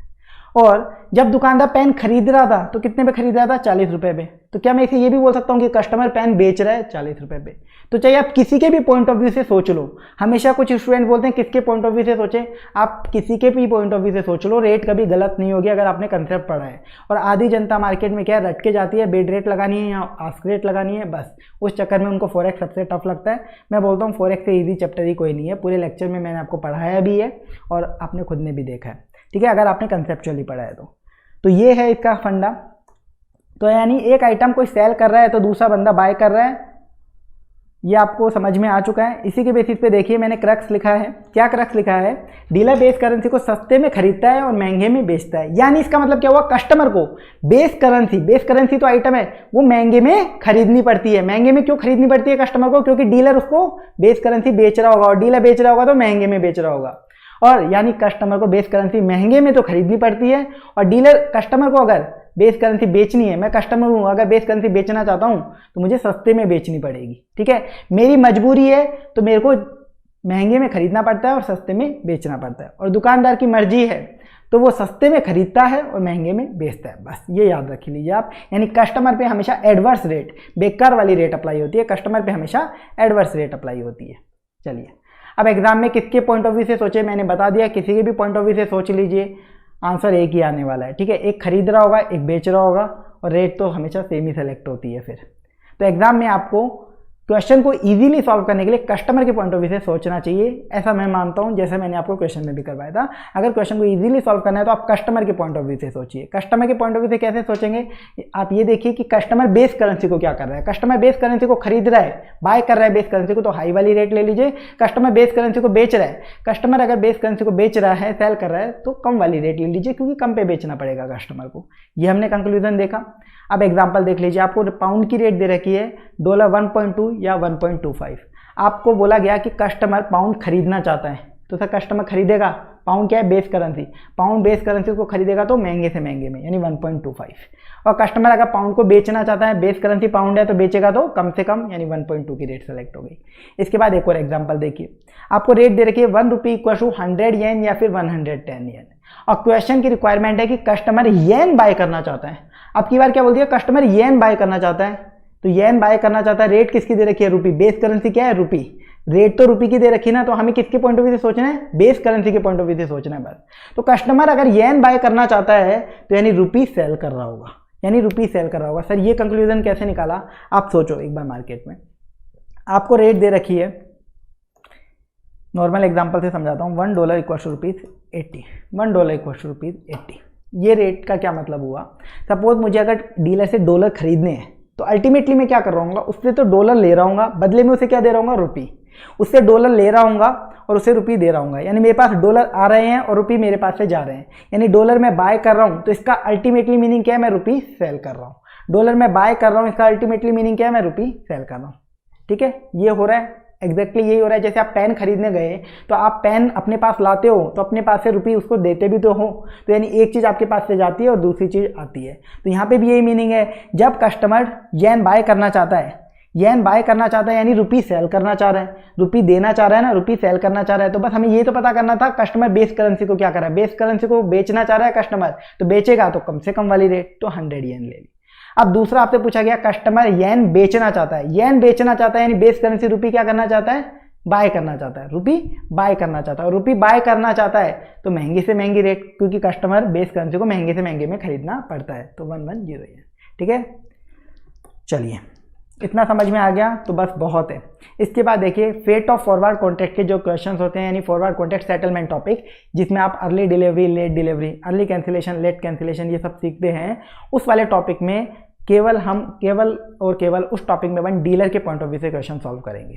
डीलर अपने आप को डीलर मानेंगे और उसके पॉइंट ऑफ व्यू से क्वेश्चन सॉल्व करेंगे, ताकि क्वेश्चन इजीली सॉल्व हो जाए। बाकी सारे क्वेश्चन इस चैप्टर में अपन कस्टमर के पॉइंट ऑफ व्यू से सॉल्व करेंगे, और फेट ऑफ फॉरवर्ड के क्वेश्चन अपन डीलर के पॉइंट ऑफ व्यू से सॉल्व करेंगे, ताकि क्वेश्चन इजीली सॉल्व हो जाए। यहाँ पे भी आप कस्टमर के पॉइंट ऑफ व्यू से सॉल्व कर सकते हैं, मैंने बोला किसी के भी पॉइंट ऑफ व्यू से सॉल्व कर लो, लेकिन अपन वो वाला पॉइंट ऑफ व्यू लेना जिससे क्वेश्चन ज़्यादा इजीली सॉल्व हो। तो फेट ऑफ फॉरवर्ड कॉन्ट्रैक्ट के क्वेश्चन में अपन डीलर के पॉइंट ऑफ व्यू से सॉल्व करेंगे, ताकि क्वेश्चन इजीली सॉल्व होगा उसके अंदर। चलिए इसके बाद कई बार क्या होता है, जो अपना डीलर होता है जिससे मैंने कॉन्ट्रैक्ट किया, मेरा जो डीलर है दुकान वाला, वो डीलर दूसरे डीलर के पास जाता है इंटरबैंक मार्केट में। इंटरबैंक मार्केट क्या, डीलर कौन होता है, दुकान वाला जो कि बैंक होता है। उसको भी कई बार हो सकता है, मान लो मैं उससे डॉलर खरीदना चाहता हूँ, तो उसके पास मान लो डॉलर है ही नहीं, तो वो कहाँ से लाएगा, वो दूसरे दुकान वाले के पास चला जाएगा, उससे डॉलर खरीद लेगा। दूसरा दुकान वाला कौन, दूसरा बैंक वाला, तो वो कहाँ गया, इंटरबैंक गया, इंटरबैंक। तो कई बार जो डीलर है वो दूसरे डीलर के पास जाता है इंटरबैंक मार्केट में करेंसी बाय या सेल करने के लिए, तो उस केस में सर रेट कैसे सेलेक्ट करेंगे ये बताइए, क्यों, क्या कंफ्यूजन है सर। जब डीलर और कस्टमर के बीच ट्रांजैक्शन हो रहा है तो हमें समझ में आ रहा है डीलर कौन है और कस्टमर कौन है, लेकिन जब डीलर दूसरे डीलर से ट्रांजैक्शन कर रहा है तो एक डीलर 1 है और एक डीलर 2 है, तो अब कैसे समझ में आएगा कि कौन कस्टमर है, अब रेट कैसे सेलेक्ट होगी, आप कंसेप्चुअली बताइए कैसे रेट सेलेक्ट होगी। तो मैंने क्या बोला, कस्टमर कौन होता है, जिसको ज़रूरत होती है, जिसकी मजबूरी होती है। ठीक है, तो अपना डीलर दूसरे डीलर के पास मार्केट में गया है, तो यानी इस बेचारे की, इसकी मजबूरी थी ना अपने वाले डीलर की, क्योंकि इसको या तो डॉलर खरीदने या बेचने जो भी होंगे वो इसकी मजबूरी थी। तो यानी अपना वाला डीलर है, जो अपना वाला डीलर है वो कस्टमर मान लेंगे अपन, क्योंकि कस्टमर वो होता है जिसको मजबूरी होती है, जिसकी मजबूरी होती है। तो अपने वाले डीलर की मजबूरी है, तभी तो वो दूसरे डीलर के पास गया मार्केट में, तो यानी अपन इसे कस्टमर ट्रीट करके रेट सेलेक्ट करेंगे, इसे कस्टमर ट्रीट करके रेट सेलेक्ट करेंगे, यानी जो दूसरे डीलर के पास गया है ना मार्केट में वो बन जाएगा एक्चुअल डीलर और ये अपना डीलर बन जाएगा उस केस में कस्टमर। ठीक है, जब मार्केट में 2 डीलर ट्रांजैक्शन करेंगे तो उस अकॉर्डिंग आपको सेलेक्ट करना पड़ेगा। लॉजिकली सोचिए बस और कुछ मत करिए इसमें। इसके बाद एक थियोरेटिकल कंसेप्ट है जो एग्जाम में काम का नहीं है कि बिड रेट और ऑफर रेट दोनों में डिफरेंस था। 80 और 81 2 रेट दे रखी थी डॉलर की, तो 2 रेट है तो इनमें 1 रुपये का डिफरेंस है, इसे बोला जाता है स्प्रेड। बिड रेट और ऑफर रेट के डिफरेंस को स्प्रेड बोला जाता है, एग्जाम के लिए इररेलेवेंट है। आगे बढ़िए, हमने समझ लिया बिड रेट और ऑफर रेट क्या होती है। अब समझिए दूसरे तरीके की रेट जो मार्केट में होती है, स्पॉट रेट और फॉरवर्ड रेट। स्पॉट रेट और फॉरवर्ड रेट, अब ये क्या होती हैं? मैंने एक एग्जांपल बनाया हुआ है आपके सामने, ये देखिए। डीलर के पास गए, डीलर ने दुकान पे अपना मेन्यू कार्ड पकड़ाया कि भैया ये रेट चल रही है। मैंने डॉलर की रेट पूछी, उसने मेन्यू कार्ड दे दिया। आज के दिन फॉर एग्जांपल आप डेट मान लीजिए 10 सितंबर है। आज की डेट क्या है? फॉर एग्जांपल 10 सितंबर, जो मैंने इस एग्जांपल में ले रखी है वही मैं मान रहा हूँ, 10 सितंबर है। तो उसने लिखा 10 सितंबर के आगे लिखा $1 = ₹80 या 81, और फिर नीचे लिखा 10th दिसंबर, यानी मैंने यहाँ पे क्या लिखा? 10th दिसंबर का क्या मतलब है? 10th सितंबर से कितनी दूर है 10th दिसंबर? 3 महीने, यानी आफ्टर 3 मंथ्स के लिए उसने लिखा $1 = ₹83 या फिर 84.50।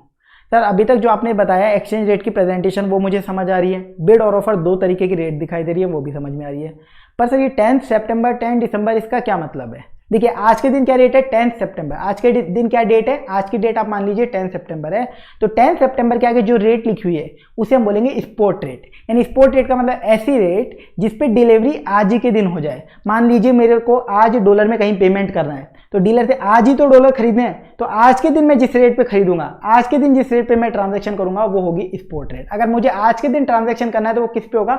स्पॉट रेट पे होगा। आज मुझे मान लीजिए एक्सपोर्ट करने पर डॉलर मिल गए, अब मुझे डॉलर बेचने हैं, तो आज के दिन मैं डॉलर बेच रहा हूं, तो आज के दिन अगर मुझे डॉलर बेचने का ट्रांजैक्शन करना है या खरीदने का ट्रांजैक्शन करना है, आज के दिन ट्रांजैक्शन करना है, स्पॉट डेट पर तुरंत डिलीवरी के लिए ट्रांजैक्शन करना है, वो किस पे होता है? स्पॉट रेट पे होता है। तो 10th दिसंबर वाली रेट का क्या मतलब है? यानी आज से 3 महीने बाद, आज से 3 महीने बाद के लिए एप्लीकेबल रेट। आज से 3 महीने बाद मैंने मान लीजिए एक एक्सपोर्ट किया अमेरिका में और 3 महीने बाद उसका पेमेंट आएगा। आज तो नहीं मिल रहा पेमेंट, कब मिलेगा? 3 महीने बाद डॉलर मिलेंगे। तो 3 महीने बाद बेचने हैं डॉलर, कब बेचने? 3 महीने बाद मेरे को डॉलर बेचने हैं। तो आपके माइंड में एक डाउट आएगा, सर 3 महीने बाद बेचने हैं ना, तो 3 महीने बाद मेरे पास डॉलर आएंगे तो उस दिन भी तो कोई ना कोई स्पॉट होगी, कोई ना कोई स्पॉट रेट होगी उस दिन भी। हर दिन की होती है स्पॉट रेट, तो उस दिन भी होगी, तो उस दिन डॉलर आएंगे, डीलर को बेच देंगे। बस यहीं पे फॉरेक्स के चैप्टर का एक बेसिक कंसेप्ट होता है वो चालू हो गया है। फॉरवर्ड रेट समझाने के लिए मैं आपको बता देता हूँ, आपने ऑलरेडी, मैं ये मान रहा हूँ ये चैप्टर पूरा डिटेल में पढ़ लिया है, क्योंकि अब अपन रिवीजन की बात कर रहे हैं। ठीक है, तो यहाँ पे अब आपको बताने में कोई तकलीफ वाली बात नहीं है। वो चीज़ वो क्या है? मेरे को डर क्या लग रहा है कि डॉलर की रेट गिर जाएगी। मेरे को डर क्या लग रहा है? डॉलर की रेट गिर जाएगी। तो मैंने डीलर को क्या बोला कि भाई साहब मेरे को 3 महीने बाद $1 लाख मिलेंगे, तो आप मुझे बताइए क्या करूं। मैंने, डीलर ने मुझे बोला आपको 3 महीने बाद मिलेंगे ना $1 लाख, उस दिन आ जाना भाई, उस दिन की जो स्पॉट रेट होगी उस पर कन्वर्ट करा के ले जाना। मैंने बोला भाई साहब इतना तो मुझे भी पता है, इतनी नॉलेज तो मुझे भी है, लेकिन आप मुझे ये बताओ, मुझे डर लग रहा है। उसने बोला क्या डर लग रहा है? बोला आज की रेट आपने बताई 80 रुपीज़ डॉलर की, और मुझे डर लग रहा है 3 महीने बाद डॉलर की रेट गिर जाएगी। डॉलर की रेट गिर जाएगी तो मुझे डॉलर रुपये में कन्वर्ट होके कम मिलेंगे। तो उसने बोला अच्छा डर लग रहा है, तो उसने बोला एक काम कर, मैं एक फॉरवर्ड रेट दे देता हूं तेरे को। फॉरवर्ड रेट, इसका क्या मतलब होता है कि डिलीवरी मेरे को फ्यूचर डेट पे लेनी है। डिलीवरी मेरे को फ्यूचर डेट पे लेनी है आज से 3 महीने बाद। डिलीवरी तू 3 महीने बाद ही लेना, 3 महीने बाद तेरे पास डॉलर आएंगे, तब तू डॉलर बेच देना और रुपए दे दूंगा, पर रेट आज ही फिक्स कर लेते हैं। फॉरवर्ड रेट का मतलब रेट आज ही फिक्स हो जाएगी, पर जो ट्रांजैक्शन की डिलीवरी होगी, ट्रांजैक्शन का जो सेटलमेंट होगा वो फ्यूचर डेट पे होगा, वो फ्यूचर डेट पे होगा। तो 10 दिसंबर यानी डीलर ने आज 10 सितंबर को 2 रेट बताई, एक तो आज की स्पॉट 10 सितंबर की, और एक 10 दिसंबर के लिए रेट, एक 10 दिसंबर के लिए रेट बताई कि 10 दिसंबर के लिए रेट है 83 और 84.50। सपोज उसने बोला 83 में मैं तेरा कन्वर्ट कर दूंगा। इसका मतलब क्या हुआ? 3 महीने बाद जब मुझे डॉलर मिलेंगे और मैं डीलर को बेचूंगा, और अगर मैं ये फॉरवर्ड रेट पे कॉन्ट्रैक्ट कर लेता हूं, तो वो मुझे $1 के बदले 83 रुपये दे देगा। उस दिन चाहे मार्केट में $1 फ्री में कन्वर्ट हो रहा हो ₹0 में, तो भी मुझे तो 83 मिलेंगे, क्योंकि मैंने ये रेट पे, फॉरवर्ड रेट पे एग्रीमेंट कर लिया था, कॉन्ट्रैक्ट कर लिया था। इसे बोला जाता है फॉरवर्ड कॉन्ट्रैक्ट, जिसको अपन बाद में देखेंगे इस चैप्टर में। पहले फॉरवर्ड रेट समझनी थी, इसलिए मैंने यहाँ पे इतना आपको बताया। समझ में आया आपको? यानी मैं अपनी रिस्क से बचने के लिए ये एक फॉरवर्ड रेट पे कॉन्ट्रैक्ट कर रहा हूँ। तो फॉरवर्ड रेट डीलर कोट करता है फ्यूचर के किसी डेट के लिए, ट्रांजैक्शन फ्यूचर में होगा, पर रेट आज ही फिक्स हो जाती है, पर रेट आज ही फिक्स हो जाती है। रेट आज ही फिक्स हो गई। अब उस दिन मार्केट में कुछ भी रेट हो जाए, $1 10 रुपये का हो जाए, 15 का हो जाए, कोई फर्क नहीं पड़ता, मेरे को तो 83 पे कन्वर्ट होगा क्योंकि मैंने ये कॉन्ट्रैक्ट कर लिया। तो फॉरवर्ड रेट 1 महीने बाद, 2 महीने बाद, 3 महीने बाद ऐसे कोट करके रखता है डीलर अपनी दुकान पर। चलिए, तो अब आप देखेंगे यहाँ पे स्पॉट रेट और फॉरवर्ड रेट, इन दोनों के बीच में कोई डिफरेंस है, अमाउंट में डिफरेंस है ना, स्पॉट रेट अलग है और फॉरवर्ड रेट अलग है। तो स्पॉट और फॉरवर्ड रेट में जो डिफरेंस होता है उसे बोला जाता है प्रीमियम या फिर डिस्काउंट। उसे क्या बोला जाता है? प्रीमियम या फिर डिस्काउंट। कैसे? स्पॉट रेट से अगर फॉरवर्ड रेट ज़्यादा है, जैसे स्पॉट रेट अपनी है बिड की 80 और फॉरवर्ड रेट बिड में कितनी है? 83 है, तो यहाँ पे कितनी फॉरवर्ड रेट क्या हो रही है? बढ़ रही है। फॉरवर्ड रेट डॉलर की बढ़ रही है, बढ़ रही है यानी डॉलर प्रीमियम पर बोल दो आप, प्रीमियम है, प्रीमियम है। तो यानी जब फॉरवर्ड रेट ज़्यादा होती है और स्पॉट रेट कम होती है तो उसे हम प्रीमियम बोलते हैं। प्रीमियम कितने का है? 83 माइनस 83 रुपीज़ का। ऐसे ऑफर रेट का भी आप निकाल सकते हैं, 81 माइनस 84.50, 3.50 का प्रीमियम। इसके बाद अगर आपको फॉरवर्ड रेट कम दिखे, जैसे एक और एग्जांपल लिखा, spot rate 80, 81, forward rate 3 month बाद की 79 और 80.50, तो बिड की स्पॉट रेट है 80 और फॉरवर्ड रेट है 79, फॉरवर्ड रेट है 79 यानी फॉरवर्ड रेट कम है और स्पॉट रेट ज़्यादा है, यानी फॉरवर्ड रेट डिस्काउंट पे, मतलब डॉलर डिस्काउंट पर है, डॉलर की वैल्यू गिर रही है, इससे ये नजर आ रहा है अपने को। तो यानी यहाँ पे डिस्काउंट कितना है? 1 रुपये का बिड पर, और ऑफर पर आप कैलकुलेट करेंगे तो 0.50 का। तो बिड स्पॉट रेट और फॉरवर्ड रेट, इन दोनों में जो डिफरेंस होता है उसे अपन बोलते हैं प्रीमियम या फिर डिस्काउंट। तो कई बार क्या होगा, क्वेश्चन में आपके साथ ऐसा हो सकता है, डीलर ने आपको स्पॉट रेट कोट करी हो आज के दिन की, और 1 मंथ का फॉरवर्ड का, 2 मंथ फॉरवर्ड, 3 मंथ फॉरवर्ड, इनकी रेट नहीं दे रखी, आपको प्रीमियम या डिस्काउंट दे दिया, तो आप निकाल सकते हैं ना फॉरवर्ड रेट। यानी उसने एक तरीके से आपको फॉरवर्ड रेट कोट करिए इनडायरेक्टली, आप स्पॉट रेट में प्रीमियम ऐड कर देंगे तो फॉरवर्ड रेट आ जाएगी, और स्पॉट रेट में डिस्काउंट दे रखा है तो डिस्काउंट लेस कर दीजिए तो फॉरवर्ड रेट आ जाएगी। प्रीमियम ऐड होगा हमेशा और डिस्काउंट हमेशा लेस होगा। ये कैसे होता है लॉजिकली, वो मैंने आपको बता दिया। चलिए, प्रीमियम डिस्काउंट प्रेजेंट कैसे किया जाता है? अगर आपका जो फिगर है, प्रीमियम डिस्काउंट का फिगर, पहले लो फिगर लिखा हुआ है और फिर ऑब्लिक के बाद हाई फिगर लिखा हुआ है, लो देन हाई, फर्स्ट लो देन हाई, देन कंफर्म है ये प्रीमियम दे रखा है, और पहले हाई फिगर लिखा हुआ है, पहले हाई फिगर लिखा हुआ है, ऑब्लिक के बाद लो फिगर लिखा हुआ है, तो वो कंफर्म है कि डिस्काउंट है, जैसे मैंने एग्जांपल में यहाँ पे लिखा। ठीक है, तो कई बार क्या होगा, क्वेश्चन में लिख दिया 1 मंथ फॉरवर्ड प्रीमियम, डायरेक्टली पता चल गया प्रीमियम है, या फिर 2 मंथ फॉरवर्ड डिस्काउंट, क्लियरली पता चल गया डिस्काउंट है। लेकिन कभी कभी ऐसा हो सकता है क्वेश्चन में रेट भी नहीं दे रखी, प्रीमियम डिस्काउंट दे रखा है, पर क्या लिख दिया 1 मंथ फॉरवर्ड, बस आगे प्रीमियम डिस्काउंटिंग वर्ड ही नहीं लिखा, तो आप कैसे आइडेंटिफाई करोगे कि वो प्रीमियम है या डिस्काउंट? तो आप ऐसे आइडेंटिफाई करोगे, ऑब्लिक से पहले वाला फिगर लो है फिर हाई है, यानी छोटे से बड़ा यानी प्रीमियम, और पहले बड़ा है और फिर छोटा है then discount, first high then low then discount. चलिए, इसके बाद जो लास्ट आपको टाइप ऑफ रेट में आपको समझनी है वो होती है मर्चेंट रेट और इंटरबैंक रेट। मर्चेंट रेट और इंटरबैंक रेट ये एक ओवरऑल कैटेगरी एक तरीके से, बस ये क्या है मर्चेंट रेट और इंटरबैंक रेट? क्या, एक डीलर जब दूसरे डीलर के साथ मार्केट में ट्रांजैक्शन करता है तो वो इंटरबैंक रेट पे करता है, इंटरबैंक रेट पे करता है, और इंटरबैंक रेट आते ही कहते हैं ये आरबीआई रेगुलेट करता है, जनरली ये आरबीआई रेगुलेट करता है। ठीक है, देखो मैं आपको बताता हूँ, अगर आप गूगल पे सर्च करोगे कहीं पे आपको जनरली एक रेट मिल जाएगी। ठीक है, सपोज ये रेट मिल गई, $1 = ₹80 आपको रेट मिल गई, तो ये जो रेट है ना ये इंटरबैंक रेट है, ये इंटरबैंक रेट है, ये एक इंटरबैंक रेट है जो कि रेगुलेट करता है आरबीआई। आरबीआई कैसे रेगुलेट करता है? देखो, बाकी जैसे स्टॉक मार्केट काम करता है वैसे करेंसी का मार्केट भी काम करता है, जितनी डिमांड होगी और जितनी सप्लाई होगी उसके बेसिस पे रेट में फ्लक्चुएशन आता है, उसके बेसिस पे रेट में फ्लक्चुएशन आता है। पर आरबीआई कैसे रेगुलेट करता है? आरबीआई ऐसे रेगुलेट करता है, अगर किसी कंपनी को डॉलर बाय या सेल, कोई भी फॉरेन करेंसी बाय सेल करनी होती है ना, तो वो ट्रांजैक्शन डीलर के साथ करने से पहले उसे रिपोर्ट करना होता है। प्रैक्टिकल लाइफ बता रहा हूँ मैं आपको थोड़ा सा, कि उसको आरबीआई को रिपोर्ट करना होता है, आज मैं पूरे दिन में इतने डॉलर बाय करने वाला हूँ या इतने डॉलर सेल करने वाला हूँ। तो आरबीआई को सारी कंपनीज वगैरह पूरे दिन में रिपोर्ट करेंगी, तो आरबीआई उस अकॉर्डिंग देख लेता है कितनी डिमांड और कितनी सप्लाई हो रही है, उनको बता देता है आप इतनी लिमिट से ज़्यादा मत करना, इतनी तक आप कर सकते हो, हर कंपनी को बता देगा। तो यानी वो रेगुलेट करके डॉलर की प्राइस एक तरीके से यानी आरबीआई कंट्रोल करता है, आरबीआई डिसाइड करता है, आप तो ये मान लीजिए, क्योंकि इसके पास ये रेगुलेट करवा देता है, ये रेगुलेट करवा देता है डिमांड सप्लाई को। प्रैक्टिकल लाइफ है वो प्रैक्टिकल लाइफ में आप सीखते हैं। ठीक है, तो प्रैक्टिकल लाइफ का मुझे इसलिए पता है क्योंकि मैंने as a treasury manager HPCL में काम किया था, तो वहाँ पर मैंने यही काम किया था फॉरेक्स में डीलिंग का, तो दैट्स वाई ये चीज़ मुझे पता है, तो मैंने आप लोगों के साथ शेयर करी। ठीक है, तो रेगुलेटेड बाय आरबीआई होती है, यानी एक तरीके से आरबीआई अनाउंस करता है इंटरबैंक रेट, आप तो ये मान लीजिए। तो इंटरबैंक रेट गिवन होंगी, जो एक डीलर दूसरे डीलर से ट्रांजैक्शन करता है वो इंटरबैंक रेट पे करता है। अब देखिए उसके बाद क्या होता है, अगर डीलर आपस में डीलर के साथ ट्रांजैक्शन करता है तो वो इंटरबैंक रेट पे करेगा, लेकिन डीलर अगर कस्टमर के साथ ट्रांजैक्शन करता है, डीलर कस्टमर के साथ ट्रांजैक्शन करता है तो मर्चेंट रेट पे करता है, मर्चेंट रेट और इंटरबैंक रेट में क्या फर्क है, बस इतना सा है, जब कस्टमर के साथ ट्रांजैक्शन करेगा तो इंटरबैंक रेट तो लेगा ही, उसमें अपना मार्जिन एडीएलएस कर लेगा। तो सर एक्सचेंज मार्जिन जो होता है ना, एक्सचेंज मार्जिन एक तरीके से उसका प्रॉफिट है, एक तरीके से उस ट्रांजेक्शन में जो मार्जिन वो लेना चाह रहा है। मार्केट में जब ट्रांजैक्शन करेगा दूसरे डीलर के साथ तो interbank rate as it is जो आरबीआई ने दे रखी है, और कस्टमर के साथ करेगा तो इंटरबैंक रेट में एक्सचेंज मार्जिन का एडजस्टमेंट कर लेगा। एक्सचेंज मार्जिन ऐड भी कर सकता है, लेस भी। तो कब ऐड होगा कब लेस होगा रटना नहीं है, कंसेप्चुअली एग्जांपल से बताऊंगा आपके पास। यहाँ पे मैंने 3-4 एग्जांपल ले रखे हैं, इससे आपका रेट में जो भी अभी तक अपन ने पढ़ा है वो रेट सिलेक्शन का पूरा कंसेप्ट क्लियर हो जाएगा इस एग्जांपल से। देखिए एग्जांपल क्या है, स्पॉट रेट दे रखी है $1 इक्वल टू ₹80 और 80.50। 1 मंथ फॉरवर्ड का प्रीमियम दे रखा है 0.30/035। यहाँ तो क्लियरली आपको प्रीमियम दे रखा है, अगर नहीं लिखा होता प्रीमियम वर्ड तो अभी हम पता लगा सकते थे कि प्रीमियम ही है। देखो फर्स्ट लो देन हाई 0.30/035, ठीक है। ऐसे 2 month forward premium, 3 month forward premium आपको दिया हुआ है। एक्सचेंज मार्जिन दे रखा है 0.10%, और आपको जो रेट कैलकुलेट करनी है उसको राउंड ऑफ कर दीजिएगा 4 डेसिमल में, कहीं पे भी रिक्वायरमेंट हो तो, ठीक है। ये अलग रिक्वायरमेंट है राउंड ऑफ करने की, ये मैंने एग्जांपल में लिख दी। अब पहला सॉल्यूशन देखो, सॉल्यूशन में मैंने अलग अलग केसेस बनाए। Calculate spot buying rate of dollar for dealer.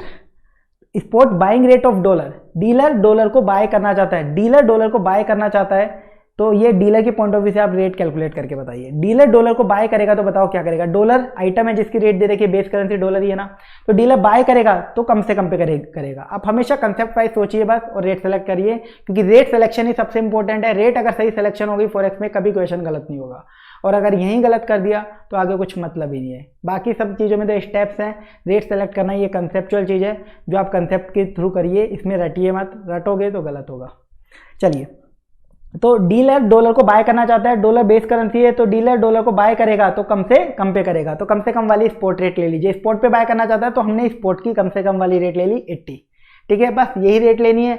अब कस्टमर के साथ ट्रांजैक्शन कर रहा है, ये क्या थी, इंटरबैंक रेट। मार्जिन दिया हुआ है तो मार्जिन का एडजस्टमेंट करना है, मार्जिन ऐड करे कि लेस।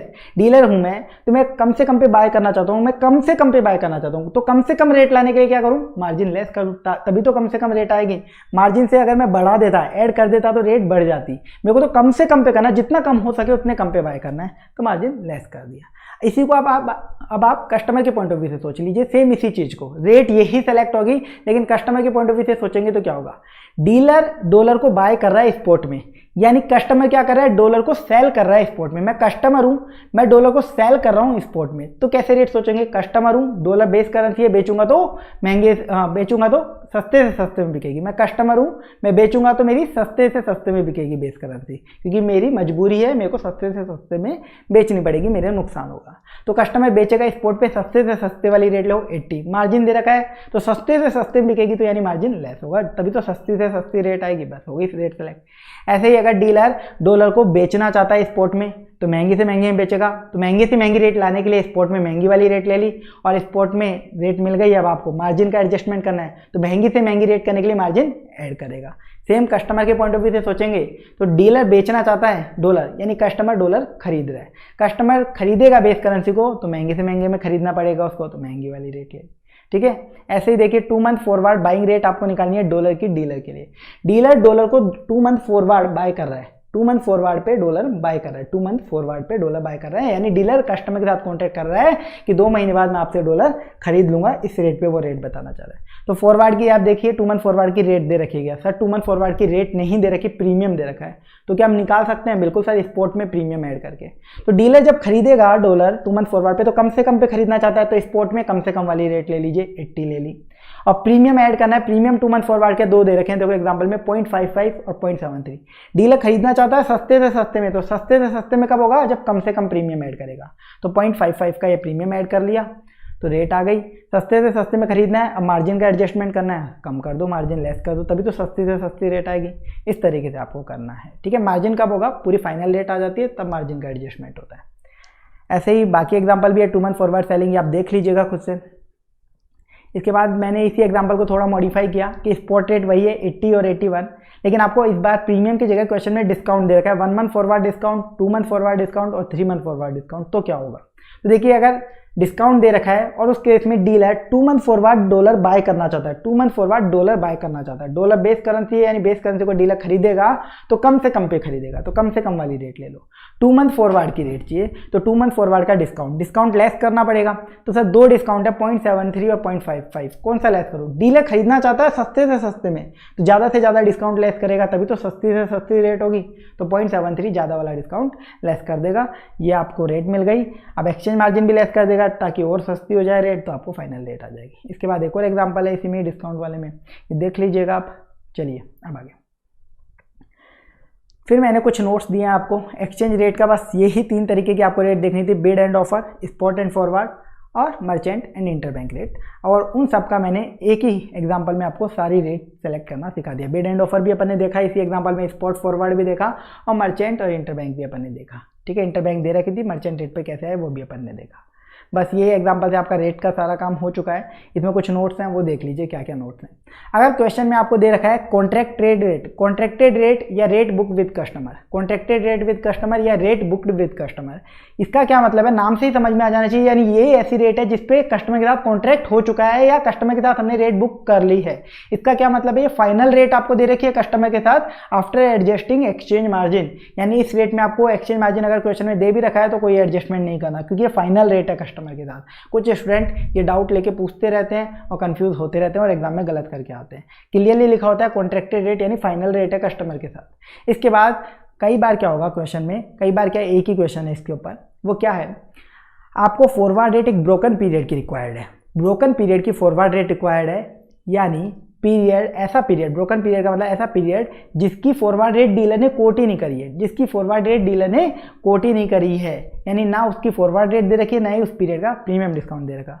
फॉर एग्जांपल देखो आपके सामने एग्जांपल है, स्पॉट रेट 1 मंथ फॉरवर्ड का प्रीमियम, 2 मंथ फॉरवर्ड का प्रीमियम, 3 मंथ फॉरवर्ड का प्रीमियम, यानी डीलर ने आज के दिन के लिए रेट बता रखी है, 1 मंथ फॉरवर्ड की दे रखी है, 2 मंथ फॉरवर्ड और 3 मंथ फॉरवर्ड की। पर मेरे को मान लो पेमेंट करना है या पेमेंट मिलने वाला है, वो हो रहा है 2 मंथ 15 डेज में, यानी मुझे फॉरवर्ड रेट कब की चाहिए? आज से 2 महीने 15 दिन बाद की, आज से 2 महीने 15 दिन बाद की मुझे फॉरवर्ड रेट चाहिए जो डीलर ने कोट नहीं करी है। तो ये पीरियड क्या होगा? इस पीरियड को हम नाम देंगे ब्रोकन पीरियड। पीरियड मेरा टूटा हुआ पीरियड है जो डीलर ने कोट नहीं करा, उस पीरियड के लिए मेरे को फॉरवर्ड रेट चाहिए। तो ऐसे पीरियड के लिए अगर आपको फॉरवर्ड रेट निकालनी है तो इसका सिंपल सा फंडा है, क्या कर दो? इंटरपोलेशन कर दो। इंटरपोलेशन क्या? प्रीमियम डिस्काउंट निकाल लीजिए आप उस ब्रोकन पीरियड का, उस ब्रोकन पीरियड का प्रीमियम डिस्काउंट निकाल लीजिए जो भी है, और आप फिर कैलकुलेट कर लीजिए अपनी फॉरवर्ड रेट अकॉर्डिंगली। एग्जांपल से देखिए कैसे। अब मैं एग्जांपल से आपको बताता हूँ, मेरा जो पीरियड है वो कहाँ आ रहा है सर, मेरे को चाहिए 2 महीने 15 दिन की, तो डीलर ने 2 महीने का फॉरवर्ड दे रखा है और 3 महीने का, यानी मेरा पीरियड इसके बीच में कहीं पे एग्जिस्ट करता है। आज से 2 महीने बाद और आज से 3 महीने पहले इसके बीच में कहीं पे मेरा पीरियड एग्जिस्ट करता है 2 मंथ 15 डेज का। आज से 2 महीने 15 दिन बाद मेरा पेमेंट होने वाला है, वो इसके बीच में कहीं एग्जिस्ट करता है। तो यहाँ पे देखो, आज से 2 महीने बाद का प्रीमियम डीलर ने कितना कोट करा? 0.30, और आज से 3 महीने बाद के लिए प्रीमियम कितना कोट करा डीलर ने? 0.50, यानी आज से 2 महीने बाद के लिए 0.30 प्रीमियम, आज से 3 महीने बाद के लिए 0.50 प्रीमियम, यानी 0.20। इन दोनों प्रीमियम का डिफरेंस कितना है? 0.20। तो 0.20 का जो प्रीमियम है वो पूरे 1 महीने का है। आज से 2 महीने के बाद जो 1 महीना है उसको रिफ्लेक्ट कर रहा है। ये टाइमलाइन देखिए, 0, ये सेकेंड मंथ का एंड, ये थर्ड मंथ का एंड। इस पूरे पीरियड का प्रीमियम कितना आ रहा है? 0.20, 0.30 माइनस 0.50, इतना ही आ रहा है। ये पूरे 1 महीने का प्रीमियम रिफ्लेक्ट कर रहा है। 2 महीने के बाद जो 1 महीना है, मुझे 2 महीने के बाद 15 दिन का प्रीमियम चाहिए, तो क्या इंटरपोलेशन से निकाल सकता हूँ? सर इंटरपोलेशन क्या बोलता है? 0.20 का प्रीमियम 30 डेज के लिए 0.20 का प्रीमियम है, तो 1 डे के लिए कितना होगा? 0.20 भाग 30 डेज, और 15 डेज के लिए कितना होगा?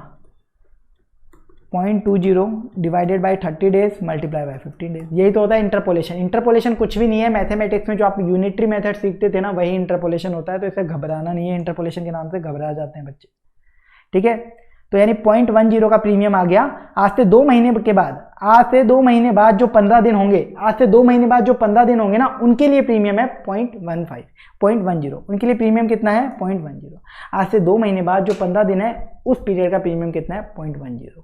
तो मेरे को मिल गया premium for 15 days after 2 months कितना आया? 0.50 माइनस 0.30, उनका difference divide by 30 days multiply by 15 days 0.10।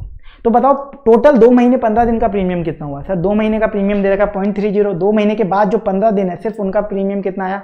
0.10। तो आज से 2 महीने 15 दिन के लिए प्रीमियम कितना हुआ 0.40। बस अब आप रेट निकाल लीजिए, जब तो मिल गया ना स्पॉट रेट और 2 महीने 15 दिन का प्रीमियम, आ गई आपकी फॉरवर्ड रेट 80.40। ठीक है, चलिए इसके बाद आपको जो समझना है वो एग्जाम में जब क्वेश्चन में ICI आपको एक्सचेंज रेट देगा वो अलग अलग तरीके से प्रेजेंट कर सकता है। सर प्रेजेंटेशन पढ़ा तो था, वो अलग प्रेजेंटेशन थी, नॉर्मल एक्सचेंज रेट की कैसे होती है वो देखा था अपन। ये है कि ICI क्वेश्चन में अलग अलग तरीके से आपको प्रेजेंटेशन देगा एक्सचेंज रेट की और फिर आपको इंटरप्रिटेशन निकालना पड़ेगा, इसका क्या मीनिंग है वो आपको समझा रहा हूँ। यानी मैं लेक्चर्स में आपको सारी चीज़ें कवर करवा रहा हूँ कि कंसेप्ट जो है वो प्लस ICI क्या क्या अजम्पशंस लेता है वो, ICI के क्या क्या तरीके, ताकि हमारा कंसेप्चुअली आंसर करेक्ट हो और मेथड ICI से मैच हो जाए, कोई भी हमारी गलती ना हो, जो अपन ने लेक्चर में पूरे क्वेश्चन सॉल्व करते टाइम भी फॉलो किए थे। अब देखिए interpretation of different types of presentation of rates given in question कैसे। पहला एग्जाम्पल, ऑन 10th सितंबर फॉलोइंग रेट्स आर कोटेड। आपको क्या दे रखा है 10 सितंबर को ये कुछ रेट्स दे रखे हैं क्वेश्चन में। सपोज स्पॉट की रेट, स्पॉट ऑब्लिक सितंबर की रेट, स्पॉट ऑब्लिक अक्टूबर की रेट, स्पॉट ऑब्लिक 20 नवंबर की रेट। सर आगे बिड और ऑफर की रेट दे रखी है, सब समझ में आ रहा है। 10 सितंबर को क्या क्या रेट है वो दे रखी है।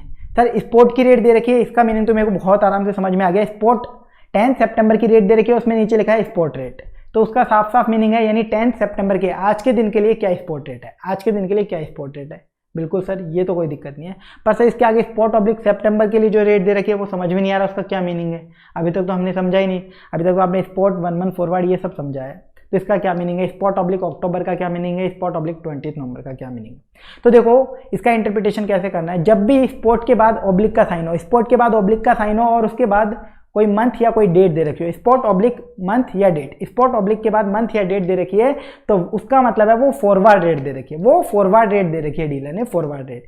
स्पॉट ऑब्लिक सितंबर का मतलब है यानी सितंबर के मंथ के लिए, सितंबर के मंथ के लिए फॉरवर्ड रेट, यानी सितंबर के मंथ में जितने भी दिन आते हैं ना उनके लिए फॉरवर्ड रेट, यानी सितंबर के मंथ के लिए फॉरवर्ड रेट। तो सर सितंबर में आज क्या है 10 सितंबर, तो यानी 10 सितंबर की तो स्पॉट रेट दे रखी है, इसका मतलब है forward rate for any other day of September. Spot oblique सितंबर का क्या मतलब है, फॉर एनी अदर डे। 10 सितंबर के बाद सितंबर में जितने भी दिन आएंगे 11 सितंबर, 12, 13, 14, 15, 30 सितंबर तक जो भी दिन है, यानी आज के दिन के अलावा, आज के दिन की तो स्पॉट रेट होगी, आज के दिन के अलावा जो भी दिन की रेट होती है उसे तो हम फॉरवर्ड रेट बोलते हैं।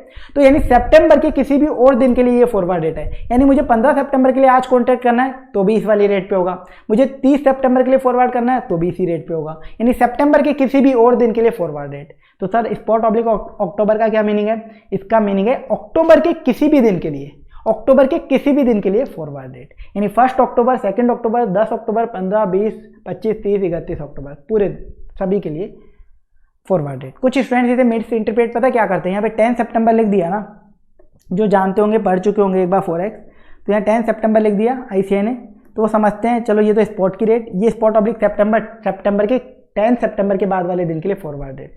फिर वो स्पॉट ऑब्लिक अक्टूबर में भी ऐसे ही समझ लेते हैं कि 10 अक्टूबर के बाद के लिए फॉरवर्ड रेट। ऐसा नहीं है, स्पॉट ऑब्लिक अक्टूबर यानी अक्टूबर के किसी भी दिन के लिए फॉरवर्ड रेट, क्योंकि सितंबर में तो 10th के बाद की बात कर रही है, क्योंकि आज 10 सितंबर है, इसलिए सितंबर में 10th के बाद की बात कर रहे हैं।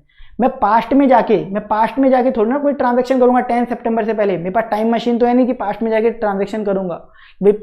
10 सितंबर से पहले 5 सितंबर को जाके ट्रांजैक्शन करना, जो उसकी रेट डीलर कोट करेगा, डीलर या तो आज की रेट कोट करेगा या आज के बाद की करेगा। तो स्पॉट का मतलब आज की रेट यानी 10 सितंबर, स्पॉट ऑब्लिक सितंबर का मतलब, इसका मतलब समझ में आया था फॉरवर्ड रेट है, लेकिन किसके लिए, सितंबर के मंथ के लिए। लेकिन सितंबर में फॉरवर्ड वाले दिन कितने बचे हैं सर, 11 सितंबर से 30 सितंबर।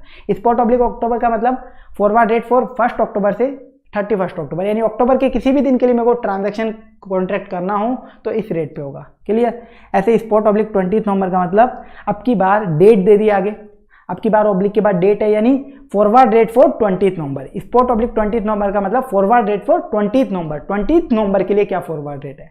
अब की बार 15 नवंबर 16 नवंबर सबके लिए एप्लीकेबल नहीं होगी, इसका मतलब है कि ये सिर्फ 20 नवंबर के लिए फॉरवर्ड रेट है। ये इंटरप्रिटेशन होता है जो मैंने आपको बताया। एक दूसरा तरीका ICI का जो इंटरप्रिटेशन का आपको काम में लेना है, आपको देखो दे रखी है spot rate, 1 month forward rate और 2 मंथ फॉरवर्ड रेट, आगे $1 इक्वल टू रेट दे रखी है। अब देखिए यहाँ पे क्या इंटरप्रिटेशन करना है। सर नॉर्मली लग रहा है, रेट रीड करिए एक बार। स्पॉट में दे रखा है $1 इक्वल टू रुपीज 80.3011/25।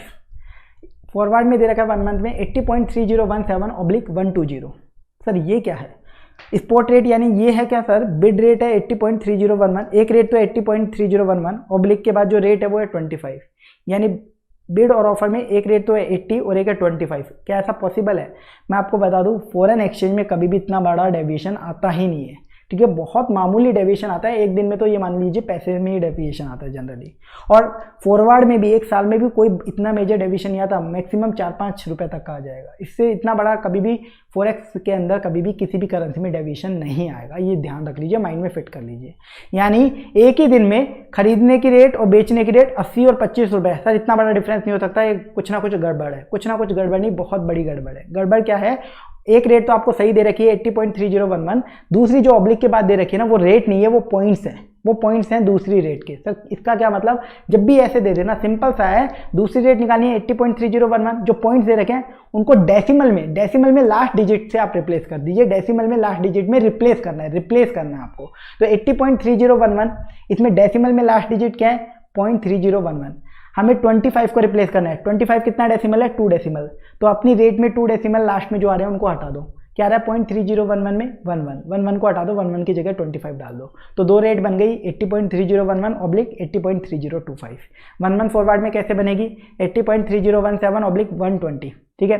तो डेसिमल्स में से लास्ट में रिप्लेस करना है, 120 को डालना है, तो 3 डेसिमल हटानी है लास्ट में। तो 80.3017 एक रेट, दूसरी रेट 80.3017 हटा दो, उसकी जगह डाल दो 120, रेट आ गई 80.3120। 2 मंथ फॉरवर्ड की 80.3021 दे रखा है ऑब्लिक 3025। तो डेसिमल्स में 4 डिजिट को आपको रिप्लेस करना है, क्योंकि 4 डेसिमल के 4 पॉइंट्स आपको दे रखे हैं। तो 3021 हटा दो, उसकी जगह डाल दो 3025। तो दो रेट हो गई, एक तो 80.3021 एज इट इज जो गिवन थी, दूसरी 80.3025। यानी जब भी ऐसा हो तो रिप्लेस करना है डिजिट को लास्ट डिजिट, डेसिमल्स में जो भी लास्ट डिजिट है वहां से रिप्लेस करना है। ये कब होगा? एक ही दिन की स्पॉट फॉरवर्ड, यानी एक पर्टिकुलर डेट की बिड और ऑफर की रेट को रिप्लेस करने के लिए ये इस तरीके से देता है, ठीक है। इसके बाद कई बार प्रीमियम डिस्काउंट भी आपको पॉइंट्स में दे देता है। जैसे बिड और ऑफर में ये पॉइंट्स में दिया था ना, ऐसे ऑब्लिक लगा के, ऐसे प्रीमियम डिस्काउंट भी पॉइंट्स में लिख देता है, जिन्हें हम स्वैप पॉइंट्स बोलते हैं, जिन्हें हम टेक्निकल लैंग्वेज में स्वैप पॉइंट्स बोलते हैं।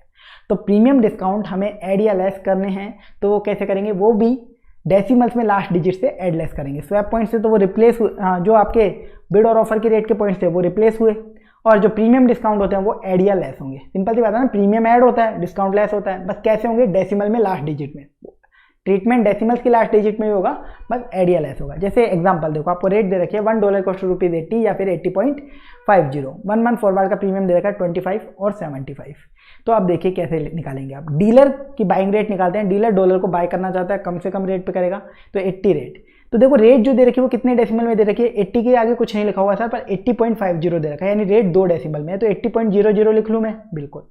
प्रीमियम कितना ऐड करूं? डीलर कम से कम पे करना चाहता है सर, साफ साफ पता चल रहा है 25 वाला प्रीमियम कम है, 25 और 75। देखो सर, ये प्रीमियम पता कैसे चले? स्वैप पॉइंट्स में ही है, ये भी मैं आपको बता देता हूँ। 80 की रेट है आज के दिन, 80 या 80.50, और 1 मंथ का प्रीमियम बताएगा 25-75, यानी आज से 1 महीने बाद 25 रुपये बढ़ जाएगी रेट, या फिर 75 रुपये बढ़ जाएगी। सर पॉसिबल ही नहीं है, ये पक्का स्वैप पॉइंट्स है, ठीक है। मैंने बताया ना, इतना बड़ा गैप नहीं आता, यानी स्वैप पॉइंट्स है। तो डेसिमल में लास्ट डिजिट में आपको एडजस्ट करना है, तो 80.00 आज की रेट हमने सेलेक्ट करी। प्रीमियम डीलर ऐड करेगा कम से कम पे बाय करना चाहता है ना, तो कम से कम ऐड करेगा, यानी 25 वाला।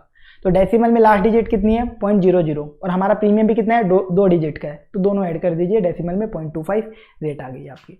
अब देखिए ऐसे सेलिंग रेट निकालनी है, निकाल लेंगे, कोई दिक्कत नहीं है। एक और एग्जांपल लेते हैं, इसी से रिलेटेड और अच्छे से समझ में आएगा। $1 कॉस्ट ₹80.1525 या 80.3575 आपको दे रखा है। 1 मंथ फॉरवर्ड का आपको प्रीमियम दे रखा है 120 या फिर 150। तो सर क्लियरली पता चल रहा है ये प्रीमियम तो नहीं है, 120 रुपये से रेट थोड़ा ना बढ़ जाएगी इतनी, तो ये पॉइंट्स है, स्वैप पॉइंट्स। डीलर की बाइंग रेट निकालिए, डीलर यानी डॉलर बाय करना चाहता है कम से कम रेट, स्पॉट में कम से कम सेलेक्ट कर ली 80.1525। प्रीमियम ऐड करना है सर कम से कम वाला, जो कि 120 वाला है। इसमें इतना तो समझ में आता है ना, कम कौन सा है, पॉइंट्स में दे रखा हो तो भी समझ में आता है, 120 कम वाला है, तो ये ऐड करना है। पर अब ऐड कैसे करें सर, ये तो स्वैप पॉइंट है, तो इसको डेसिमल्स में लास्ट डिजिट में, देखिए डेसिमल्स में कितने डिजिट हैं? टोटल 4 डिजिट है। हमारा प्रीमियम कितने डिजिट का है? 3 डिजिट का है, तो डेसिमल्स में लास्ट की 3 डिजिट है, उनमें ऐड कर दीजिए। यानी लास्ट की 3 डिजिट में 120 ऐड करूंगा, तो डेसिमल में आगे की 1 डिजिट खाली बचेगी, उसकी जगह 0 फिर पॉइंट, यानी 0.0120 मेरा प्रीमियम बन गया इस केस में, ठीक है। ऐसे ही आप सेलिंग रेट में निकाल सकते हैं, ये एग्जाम्पल आपके सामने है। चलिए, ये मैंने आपको बता दिया जो ICAI प्रेजेंटेशन करता है। इसके बाद एक और कंसेप्ट आप समझ लीजिए रेट से रिलेटेड, एक और नोट है, लास्ट नोट रेट से रिलेटेड। ये नोट का बस एक ही क्वेश्चन अपने पास, और ये बहुत रेयरली पूछा जाता है, जो कि एक क्वेश्चन है जिसके ऊपर ट्रांजिट पीरियड का। अगर आपको क्वेश्चन में ट्रांजिट पीरियड दे रखा है, अगर आपको क्वेश्चन में ट्रांजिट पीरियड दे रखा है तो एक्सचेंज रेट कैसे डिसाइड होगी? Exchange rate will be rate of lower month और upper month whichever is beneficial to dealer. Sir ये तो लैंग्वेज पढ़ दी, समझ में बिल्कुल नहीं आया क्या होता है, तो थोड़ा सा मैं आपको इसका कंसेप्ट बता देता हूँ क्या होता है ट्रांजिट पीरियड। देखिए मैंने कोई एक्सपोर्ट किया है, अमेरिका में, मैंने अमेरिका में कोई एक्सपोर्ट किया है और उसको मैंने बोला सामने वाले को पेमेंट आप मेरे को आज से 60 डेज बाद, यानी आज से 2 महीने बाद आप मुझे पेमेंट दे दीजिएगा, ऐसा मैंने सामने वाले को बोला। आज से 60 डेज बाद मुझे पेमेंट दे दीजिएगा, ठीक है, यानी 60 डेज बाद मेरे पास डॉलर आएंगे और मैं बेच दूँ। पर जब मैं अभी डीलर की कोई बीच में नहीं आ रहा है डीलर, अभी मैं एक्सपोर्टर हूँ और सामने अमेरिका वाला इंपोर्टर है, उसको मैंने माल बेचा है, उसे डॉलर मिलने वाले हैं, तो इसका हम कॉन्ट्रैक्ट कर रहे हैं माल बेचने का। तो मैंने उसको बोला आज से 60 डेज बाद आप पेमेंट कर देना, मैं आपको एक्सपोर्ट कर देता हूँ। वो बेचारा रोने लग गया, बोला कि सर आप माल तो भेज दीजिए पर 60 डेज में सर 2-4 दिन ऊपर नीचे हो गए तो सर हो सकते हैं मेरे पास उस टाइम पे पैसा ना हो। तो मैंने बोला चल तेरे को मैंने एक ट्रांजिट पीरियड दिया, एक ग्रेस पीरियड मान लीजिए, जैसे ग्रेस पीरियड या ट्रांजिट पीरियड दिया मैंने 20 डेज का। इसका क्या मतलब है? मैंने सामने वाले को बोला कि आज 0 टाइम है, आज से 60 डेज बाद मैंने तुझे पेमेंट करने को बोला, लेकिन मैंने तुझे 20 डेज का ग्रेस पीरियड दिया, यानी 60 + 20 तेरे पास मैक्सिमम 80 डेज का टाइम है। यानी मैंने सामने वाले को बोला कि आज से 60 दिन बाद, आज से 2 महीने बाद तो कभी भी पेमेंट कर देना, लेकिन कब तक? आज से 80 दिन से पहले पहले, आज से 80 डेज से पहले पहले। यानी सामने वाला मुझे पेमेंट कब करेगा? यहाँ पे कभी भी कर सकता है। आज से 60 डेज बाद, 60 डेज से पहले करने का सवाल ही नहीं है, वो होता है वो एक अलग केस है, उसको माइंड में मतलब वो अर्ली डिलीवरी वगैरह सब केस लग जाते हैं, वो एक अलग चीज़ है। और आज से 80 डेज मैक्सिमम, आज से जो 80 डेज है तब तक पेमेंट करेगा, इसके बाद वो करेगा ही नहीं। इसके बाद मतलब उसको लास्ट टाइम मैंने 80 डेज का दे रखा है, इससे पहले पहले मैं उससे पैसा ले लूँगा, तब नहीं देता तो केस वगैरह होंगे, वो एक अलग चीज़ है, वो मैटर ही अलग है। हमें जो नॉर्मली सोचना है, हमने उसे टाइम कितना दिया?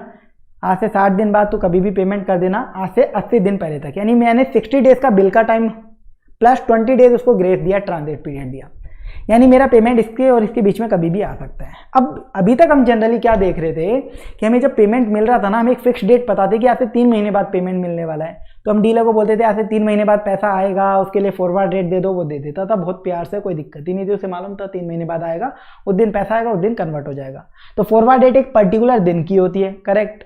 लेकिन यहाँ पे क्या दिक्कत आ गई? अब मैंने डीलर को बताया, मैंने उससे कॉन्ट्रैक्ट कर लिया सामने वाले से एक्सपोर्ट करने का। अब मैं डीलर के पास गया, डीलर को बोला कि मेरे को एक पैसा आने वाला है 2 महीने बाद। तो डीलर ने बोला लाओ दिखाओ, बिल दिखाओ। तो बिल को उसने रीड करा तो उसने पढ़ा, उसमें तो ट्रांजिट पीरियड भी है।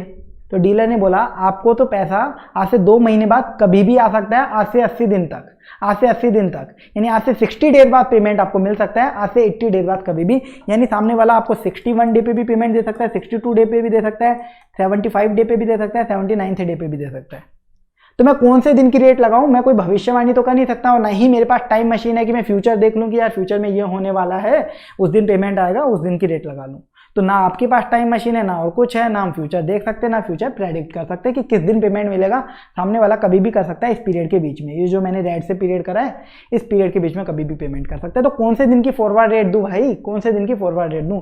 मैंने बोला अगर ये मेरे को समझ में आता तो मैं ही डीलर का धंधा खोल लेता ना, मेरे को नहीं समझ में आता, ये आपका काम है, आप बताओ कौन से दिन की रेट दोगे। तो डीलर बेचारा कंफ्यूज, उसने आरबीआई को फोन मिलाया, क्योंकि उसका हेड ऑफिस क्या है? आरबीआई है। उसने आरबीआई को फोन मिलाया, ऐसी समस्या है। तो आरबीआई ने बोला चलो ये समस्या मुझे समझ में आ गई और ऐसी समस्या और डीलर को भी हो सकती है, इसलिए आरबीआई ने एक रूल बना दिया, जो कि फेडरल रूल में डाल दिया इसको भी। क्या रूल बनाया आरबीआई ने? जब भी ट्रांजिट पीरियड होगा, तो उस केस में पेमेंट इस ट्रांजिट पीरियड में कभी भी आ सकता है, कभी भी आ सकता है। तो डीलर को क्या बोला, देख डीलर तू अपनी मर्जी चलाता है, तू अपना फायदा देखना चाहता है ना, तो एक काम करना, इस कस्टमर को मरने दे, तू देख पेमेंट 60 डेज से तो पहले आएगा नहीं, करेक्ट, बिल्कुल, और 80 डेज से ऊपर भी नहीं आएगा, तो तू 60 डेज की फॉरवर्ड रेट देख ले, और 80 डेज के पास जो फॉरवर्ड रेट अवेलेबल है वो फॉरवर्ड रेट देख ले, और उन दोनों में से जो तेरे लिए सबसे बढ़िया, तेरे जिसमें सबसे फायदेमंद फॉरवर्ड रेट हो रही हो वो तू ले ले, बस। तो अपने फायदेमंद काम करना, यानी डीलर हमेशा फायदे में रहेगा, डीलर यहाँ पे भी फायदे वाली रेट लेगा, ठीक है। तो यहाँ पे अब कैसे रेट लेगा, यानी मार्केट में जो रेट अवेलेबल है उसके अकॉर्डिंग। तो सबसे पेमेंट लोअर साइड में पेमेंट कब आ सकता था? 2 मंथ बाद, आज से 2 मंथ की फॉरवर्ड। और मैक्सिमम पेमेंट कब आ सकता है सर? 80 डेज बाद। पर सर 80 डेज की तो फॉरवर्ड रेट अवेलेबल ही नहीं है, फिर डायरेक्टली 3 मंथ की है। आरबीआई ने बोला जो भी उसके पास की फॉरवर्ड अवेलेबल है, सर 3 मंथ की 90 डेज की अवेलेबल है, ये ले लेगा डीलर, ठीक है। और इन दोनों में से जो भी फॉरवर्ड रेट सबसे बेटर होगी डीलर के लिए सबसे बेनिफिशियल होगी, वो वाली फॉरवर्ड रेट पे कॉन्ट्रैक्ट कर लेगा। बस इतना सा है ट्रांजिट पीरियड का कंसेप्ट जो एग्जांपल से मैंने यहाँ पे लिखा है। तो सर ऐसा भी तो कर सकता था 80 डेज की ब्रोकन पीरियड का रेट निकाले था। भाई ये फेडई का आरबीआई का रूल है। आरबीआई ने बोला जो मार्केट में रेट अवेलेबल है फॉरवर्ड की उन दोनों में से लोअर और अपर में से कंपेयर करना है। ऐसे ब्रोकन पीरियड कुछ मत निकालो यहाँ पे जबरदस्ती का, ठीक है।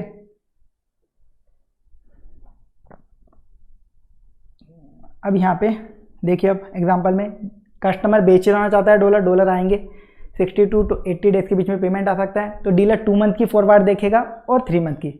मैं डॉलर बेचूंगा तो डॉलर बाय करेगा, तो कम से कम पे बाय करेगा। स्पॉट में कम से कम रेट ले ली 80.80। अब अगर वो 2 मंथ फॉरवर्ड का प्रीमियम ऐड करता है, प्रीमियम दे रखा है आपको, तो कौन सा प्रीमियम ऐड होगा? कम से कम 0.21। और अगर 3 मंथ फॉरवर्ड का प्रीमियम ऐड करता है तो कौन सा होगा? 0.32। तो बताओ रेट ज़्यादा कहाँ पे आएगी? 3 मंथ फॉरवर्ड में। और कम रेट कहाँ पे आएगी? 2 मंथ फॉरवर्ड में। तो डीलर कौन से पे कर लेगा? 2 मंथ फॉरवर्ड पे प्रीमियम ले लेगा। 2 मंथ फॉरवर्ड वाला प्रीमियम लेके रेट बता देगा। यानी जब भी ट्रांजिट पीरियड हो तो लोअर और अपर मंथ जहाँ जहाँ पेमेंट आ सकता है उसका लोअर और अपर मंथ जो भी है उसमें से जो भी बेनिफिशियल रेट है, उन दोनों में से जो भी बेनिफिशियल रेट है वो डीलर ले लेगा। ये ट्रांजिट पीरियड का कंसेप्ट है, इसको देख लीजिएगा। एग्जाम्पल आप देख लो, एग्जाम्पल से एक क्वेश्चन है वो आपको बहुत ईजिली सॉल्व हो जाएगा। चलिए अब आगे। अब देखिए methods for calculating annual premium और डिस्काउंट परसेंटेज। मैंने आपको प्रीमियम डिस्काउंट बताया था क्या होता है? स्पॉट रेट और फॉरवर्ड रेट का डिफरेंस, ठीक है, वो होता है प्रीमियम या फिर डिस्काउंट। तो उसको कैलकुलेट करने के क्या क्या मेथड्स हैं, और आपसे कई बार पूछा जा सकता है कि आप प्रीमियम डिस्काउंट कैलकुलेट करिए परसेंटेज में और एनुअल प्रीमियम डिस्काउंट। परसेंटेज में पूछा जाए तो फिर आपको एनुअली कैलकुलेट करना होता है और एनुअली पूछा जाता है जनरली। तो वो कैसे कैलकुलेट करेंगे? एक मेथड होता है, मेथड नंबर 1, जिसे अपन नाम देते हैं exchange rate differential. Exchange rate differential नाम क्यों है? एक्सचेंज रेट का डिफरेंस लेते हैं। हम कैसे निकाल रहे थे? Forward rate minus spot rate, ये तो निकाल रहे थे प्रीमियम डिस्काउंट। मान लो फॉरवर्ड रेट 83 थी और स्पॉट रेट 80 थी, तो 3 रुपीज़ का ही तो था प्रीमियम। तो कैसे निकाल रहे थे? Forward rate minus spot rate, exchange rate का डिफरेंस लिया, इसे एक्सचेंज रेट डिफरेंशियल मेथड बोलते हैं। हमें परसेंटेज में निकालना है, अमाउंट में निकल गया, परसेंटेज में निकालना है तो किस पे निकालना है? स्पॉट रेट पे कितना प्रीमियम है या स्पॉट रेट पे कितना डिस्काउंट है, यानी डिवाइड में आप रख दो स्पॉट रेट, मल्टीप्लाई बाय 100 करते हैं जब भी परसेंटेज में कुछ निकालना होता है, ठीक है। तो ये मान लो फॉरवर्ड रेट मेरी 3 मंथ्स की थी, तो 3 मंथ्स की फॉरवर्ड रेट रखी और आज की स्पॉट रेट रखी, तो ये प्रीमियम जो आएगा परसेंटेज में वो कितने टाइम का आएगा? 3 मंथ्स का। पर मुझे क्या निकालना है परसेंटेज में? एनुअल। तो मल्टीप्लाई बाय एक और चीज करेंगे, डिवाइड बाय एन और ऊपर 365 या 12। एन का क्या मतलब है? नंबर ऑफ डेज या मंथ्स जिसके लिए फॉरवर्ड रेट दे रखी है। फॉरवर्ड रेट 3 मंथ्स की तो डिवाइड में 3, हमें कितने टाइम की चाहिए? 12 मंथ्स की, तो मल्टीप्लाई में 12, ठीक है। ऐसे डेज में आपको बता रहे कि फॉरवर्ड रेट है 70 डेज की, तो डिवाइड में 70, और हमें एनुअल चाहिए, एक साल में कितने डेज होते हैं? 365, तो मल्टीप्लाई कर दो 365। ये आ जाएगा आपका प्रीमियम डिस्काउंट। और ये प्रीमियम डिस्काउंट किस पे होगा? बेस करेंसी का पता चलेगा आपको। बेस करेंसी जो है उसका प्रीमियम डिस्काउंट आपको पता चल जाएगा, ठीक है। अगर आंसर पॉजिटिव आता है तो प्रीमियम है बेस करेंसी में, नेगेटिव आता है तो डिस्काउंट। कैसे सर? देखो forward rate minus spot rate, ये फॉर्मूला में लिखा मैंने। तो पॉजिटिव कब आएगा? जब फॉरवर्ड रेट ज़्यादा होगी, और फॉरवर्ड रेट ज़्यादा होगी तो यानी प्रीमियम है। और नेगेटिव कब आएगा? जब स्पॉट रेट ज़्यादा है और फॉरवर्ड कम है, तो इसका मतलब वो डिस्काउंट है, ठीक है। ये इसका कंक्लूजन है। ये एग्जांपल लिया है मैंने, ये देख लीजिए, इसमें कुछ ज़्यादा खास है नहीं। तो ये फॉर्मूला आपको बताता है प्रीमियम डिस्काउंट बेस करेंसी के लिए, यानी उस करेंसी के लिए जिसमें कोटेशन दे रखी है, अपने एग्जांपल में जो डॉलर था। लेकिन आपसे क्वेश्चन में पूछ लिया रुपये के लिए प्रीमियम डिस्काउंट बताओ, और रेट दे दिया आपको ये $1 = ₹80 और 1 ईयर फॉरवर्ड की $1 = ₹84। अब क्या करोगे? रुपीज़ का कैसे बताओगे? तो सर पहले कोटेशन आप रुपये में कन्वर्ट कर लीजिए, वो मैंने आपको सिखाई दिया था। तो आपने देखो इनको कन्वर्ट कर लिया रुपये में, स्पॉट और फॉरवर्ड के रेट को। अब निकाल लीजिए forward rate minus spot rate divided by spot multiply by 100, और वही जितने टाइम का है उस अकॉर्डिंग। तो ये आपका आ गया रुपये में डिस्काउंट। रुपये में डिस्काउंट कैसे आया? फॉरवर्ड रेट देखो कम है और स्पॉट रेट ज़्यादा है, नेगेटिव आया तो यानी डिस्काउंट है ये, ठीक है। तो इससे एक कंक्लूजन और निकलता है। मैंने सेम रेट काम में ली रुपये में प्रीमियम डिस्काउंट पता करने के लिए, वही 80-84 वाली, बस रुपये में कन्वर्ट करी। तो क्या हुआ? जो डॉलर में प्रीमियम था वो रुपये में डिस्काउंट हो गया। डॉलर में प्रीमियम था तो रुपये में डिस्काउंट निकल के आया, और डॉलर का प्रीमियम था 5%, रुपये का डिस्काउंट आया 4.8%। तो ये कंक्लूजन निकलता है कि अगर एक करेंसी प्रीमियम पर है तो कंफर्म है उसके सामने जो दूसरी करेंसी है वो डिस्काउंट पर होगी। ये कंफर्म है, एक करेंसी प्रीमियम पर है तो दूसरी करेंसी डिस्काउंट पर होगी, ठीक है। नॉर्मल इसका एग्जाम्पल कैसे दूँ? बहुत ईजी एग्जाम्पल है। एक बोला गया कि मिस्टर ए, एक एग्जाम्पल देखो प्रैक्टिकल लाइफ का, मिस्टर ए की एज है सपोज 30 ईयर्स और मिस्टर बी की एज है सपोज 20 ईयर्स। मिस्टर ए की 30 ईयर्स, मिस्टर बी की 20 ईयर्स। इन दोनों की एज में डिफरेंस कितना है? आपसे पूछा गया 10 ईयर्स का सर। तो मिस्टर मिस्टर बी के कंपैरिजन में कितना बड़ा है या कितना छोटा है। आप बोलोगे सर मिस्टर ए 30 ईयर्स का है तो वो 10 ईयर्स बड़ा है मिस्टर बी से, और मिस्टर बी बताओ मिस्टर ए से कितना बड़ा है या छोटा है। सर मिस्टर बी की एज 20 ईयर्स है, ये मिस्टर ए से 10 ईयर्स छोटा है, तो है तो 10 ईयर्स लेकिन एक बड़ा है और एक छोटा है, यानी एक प्रीमियम है और एक डिस्काउंट है इसी तरीके से। पर सर अमाउंट तो सेम आना चाहिए, फिर यहाँ पे 5% या 4.8%। सर अमाउंट के टर्म्स में बताया मैंने ये। परसेंटेज के टर्म्स में अगर आप एज भी निकालोगे ना, उनकी एज परसेंटेज के टर्म्स में कितना डिफरेंस है उसमें भी डिफरेंस आएगा, और ये मैंने आपको फुल लेक्चर में पूरा एग्जांपल देके अच्छे से समझाया था क्यों परसेंटेज में डिफरेंस आता है। एग्जाम के पॉइंट ऑफ व्यू से वो रेलिवेंट नहीं है, इसलिए मैं इतना डिटेल में डिस्कशन नहीं करूँगा, टाइम वेस्ट नहीं करूँगा इसके ऊपर। चलिए, दूसरा मेथड होता है प्रीमियम डिस्काउंट निकालने का, इंटरेस्ट रेट डिफरेंशियल या इन्फ्लेशन रेट डिफरेंशियल को यूज में लेके। ये मेथड भी आपको एनुअल प्रीमियम डिस्काउंट देता है बेस करेंसी के लिए। इसमें आप क्या करते हैं, interest rate for other currency minus interest rate for base currency divide by 1 plus interest rate base currency करते हैं। और अगर इन्फ्लेशन रेट यूज में लेके निकालना है तो inflation rate other currency minus inflation rate base currency divide by 1 plus inflation rate base currency. तो इस मेथड का लॉजिक इस चैप्टर में थोड़ी आगे चलिए, मैं आपको इसका लॉजिक भी दे दूंगा। चलिए, अब इस मेथड से आपको बेस करेंसी का प्रीमियम डिस्काउंट मिलेगा। सर ये मेथड कब लगाना है और एक्सचेंज रेट वाला कब लगाना है। क्वेश्चन में एक्सचेंज रेट दे रखी है तो एक्सचेंज रेट से कैलकुलेट कर दीजिए। सर क्वेश्चन में एक्सचेंज रेट दे ही नहीं रखी और फिर भी प्रीमियम डिस्काउंट की जरूरत है, तो फिर आपको ये मेथड लगाना पड़ेगा। आपको फिर इंटरेस्ट रेट या इन्फ्लेशन रेट दे रखी होगी और आप निकाल लीजिए। तो सर ये मेथड आपने बोला बेस करेंसी के लिए प्रीमियम डिस्काउंट बताता है। यहाँ पे इंटरेस्ट रेट जो भी हम डेटा में डालेंगे बेस करेंसी की एक जगह डालनी है और अदर करेंसी की एक जगह डालनी है। तो बेस करेंसी किसे माने, हमें एक्सचेंज रेट दे ही नहीं रखी तो बेस करेंसी कैसे पता चलेगी। तो सर यहाँ पे बेस करेंसी उस करेंसी को मानिए जिसके लिए आपको प्रीमियम या डिस्काउंट कैलकुलेट करना है, उसे बेस करेंसी मान लीजिए जिसके लिए आपको प्रीमियम या डिस्काउंट कैलकुलेट करना है। आंसर यहाँ पे भी सेम, पॉजिटिव आता है तो प्रीमियम और नेगेटिव आता है तो डिस्काउंट इन बेस करेंसी। जैसे मैंने एक एग्जाम्पल लिया है, ये एग्जाम्पल देख लीजिएगा, इजीली समझ में आ जाएगा आपको। जैसे इंडिया का 10% इंटरेस्ट रेट है, यूएस की 4%। आपसे पूछा गया प्रीमियम डिस्काउंट डॉलर में बताइए, तो डॉलर के लिए प्रीमियम डिस्काउंट बताना है, यानी डॉलर बेस करेंसी मानेंगे। तो इंटरेस्ट रेट अदर करेंसी की हो जाएगी 10% इंडिया की माइनस बेस करेंसी की interest rate 4% divide by 1 plus 4%। Solve कर लीजिए। ऐसे ही रुपये के लिए बताना है आपको प्रीमियम डिस्काउंट, तो आप निकाल लीजिए। ठीक है, चलिए ये मैंने आपको बता ही दिया, एक करेंसी प्रीमियम पर होगी तो दूसरी करेंसी कंफर्म में डिस्काउंट पर होगी, ये अपन ने वेरीफाई भी कर लिया। अब देखिए क्वेश्चन में अगर बिड और ऑफर दोनों की रेट दे रखी है, स्पॉट में भी और फॉरवर्ड में भी, तो आपको प्रीमियम डिस्काउंट बिड रेट के लिए अलग निकालना पड़ेगा और ऑफर रेट के लिए अलग निकालना पड़ेगा। चलिए अब आगे। अब आपको एनुअल प्रीमियम डिस्काउंट दे रखा है क्वेश्चन में और फिर उसके बेसिस पे आपको फॉरवर्ड रेट निकालनी है। तो सर इसमें कौन सी बड़ी बातें हम पढ़ चुके हैं, फिर भी मैंने एक टॉपिक बना दिया कैसे निकालेंगे। सबसे पहले एनुअल प्रीमियम डिस्काउंट का परसेंटेज उठा लीजिए, उसको आप कन्वर्ट कर लीजिए रिक्वायर्ड पीरियड के प्रीमियम डिस्काउंट में जितना आपको चाहिए। फॉर एग्जाम्पल 3 मंथ की मुझे फॉरवर्ड रेट चाहिए, तो annual premium discount multiply by 3/12। ठीक है, जो ही मैंने यहाँ पे फॉर्मूला में लिखा है। और फिर फॉरवर्ड रेट कैसे निकालेंगे, प्रीमियम होगा तो स्पॉट रेट में ऐड कर देंगे, डिस्काउंट होगा तो लेस कर देंगे। एग्जाम्पल आपके सामने बनाया है, ये एग्जाम्पल आप देखना चाहिए, सॉल्व करना चाहो तो कर लीजिएगा। ठीक है, इसमें कुछ समझाने का नहीं है इसलिए मैं इसमें एक्सप्लेन नहीं कर रहा हूँ ज़्यादा। इसके बाद देखिए क्वेश्चन में अगर आपको प्रीमियम डिस्काउंट की परसेंटेज एक पर्टिकुलर पीरियड के लिए दे रखी है, फॉर एग्जांपल आपको बता दिया 3 मंथ प्रीमियम इज 1.3%। इसका क्या मतलब है, सर क्या ये एनुअल प्रीमियम है? नहीं, कभी भी प्रीमियम डिस्काउंट आपको एक पर्टिकुलर पीरियड के लिए बोल दे तो यानी उस पीरियड का ही है, वो 3 मंथ्स का ही है। इसको वापस से पीरियड में कन्वर्ट मत कर देने से एनुअल मत मान लेना। 3 मंथ प्रीमियम लिखा है यानी कंफर्म ये 3 मंथ्स का प्रीमियम है। डायरेक्टली अब आपको 3 मंथ्स की फॉरवर्ड रेट चाहिए तो स्पॉट रेट में ये 3 मंथ का डायरेक्ट 1.3% ऐड कर दीजिए। इसे आप अलग से ऐसा मत समझ लेना एनुअल है और उसे 3/12 कर दो, गलत हो जाएगा। चलिए इसके बाद नेक्स्ट टॉपिक, हमने अभी तक क्या समझा पूरे फॉरेक्स में। देखिए बेसिक्स का मेजर पार्ट कंप्लीट हो गया और ये लास्ट पार्ट समझ ही लीजिए आप बेसिक्स का जो आपको सीखना है।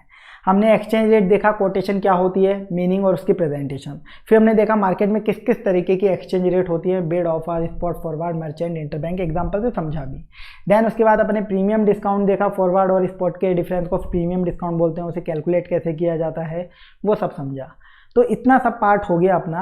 अब आपको जो सीखना है वो है methods for calculating estimated forward rate और एक्सपेक्टेड स्पॉट रेट। ये क्या है, methods for calculating estimated forward rate और एक्सपेक्टेड स्पॉट रेट।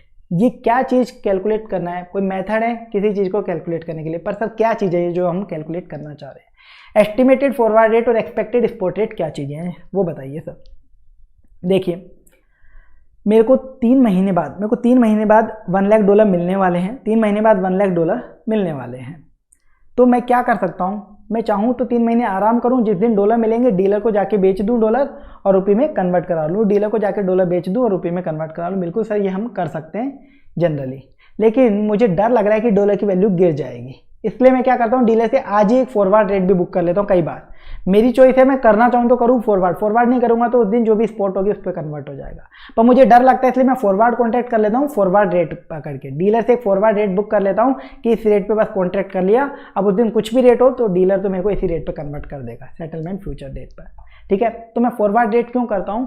क्योंकि मुझे डर लगता है पेमेंट मिलने वाला है तो किस चीज़ का डर कि उसकी वैल्यू ना गिर जाए डॉलर की। और अगर मुझे डॉलर में पेमेंट करना होता सपोज 3 महीने बाद, तो $8 अगर 80 रुपीज़ का है तो मुझे डर क्या लग रहा है कि डॉलर की वैल्यू बढ़ जाएगी 3 महीने बाद, तो ज़्यादा रुपए देके मुझे डॉलर खरीदने पड़ेंगे। तो वहाँ पे ये डर लग रहा होता है, कोई से भी सिनेरियो हो सकता है आपका।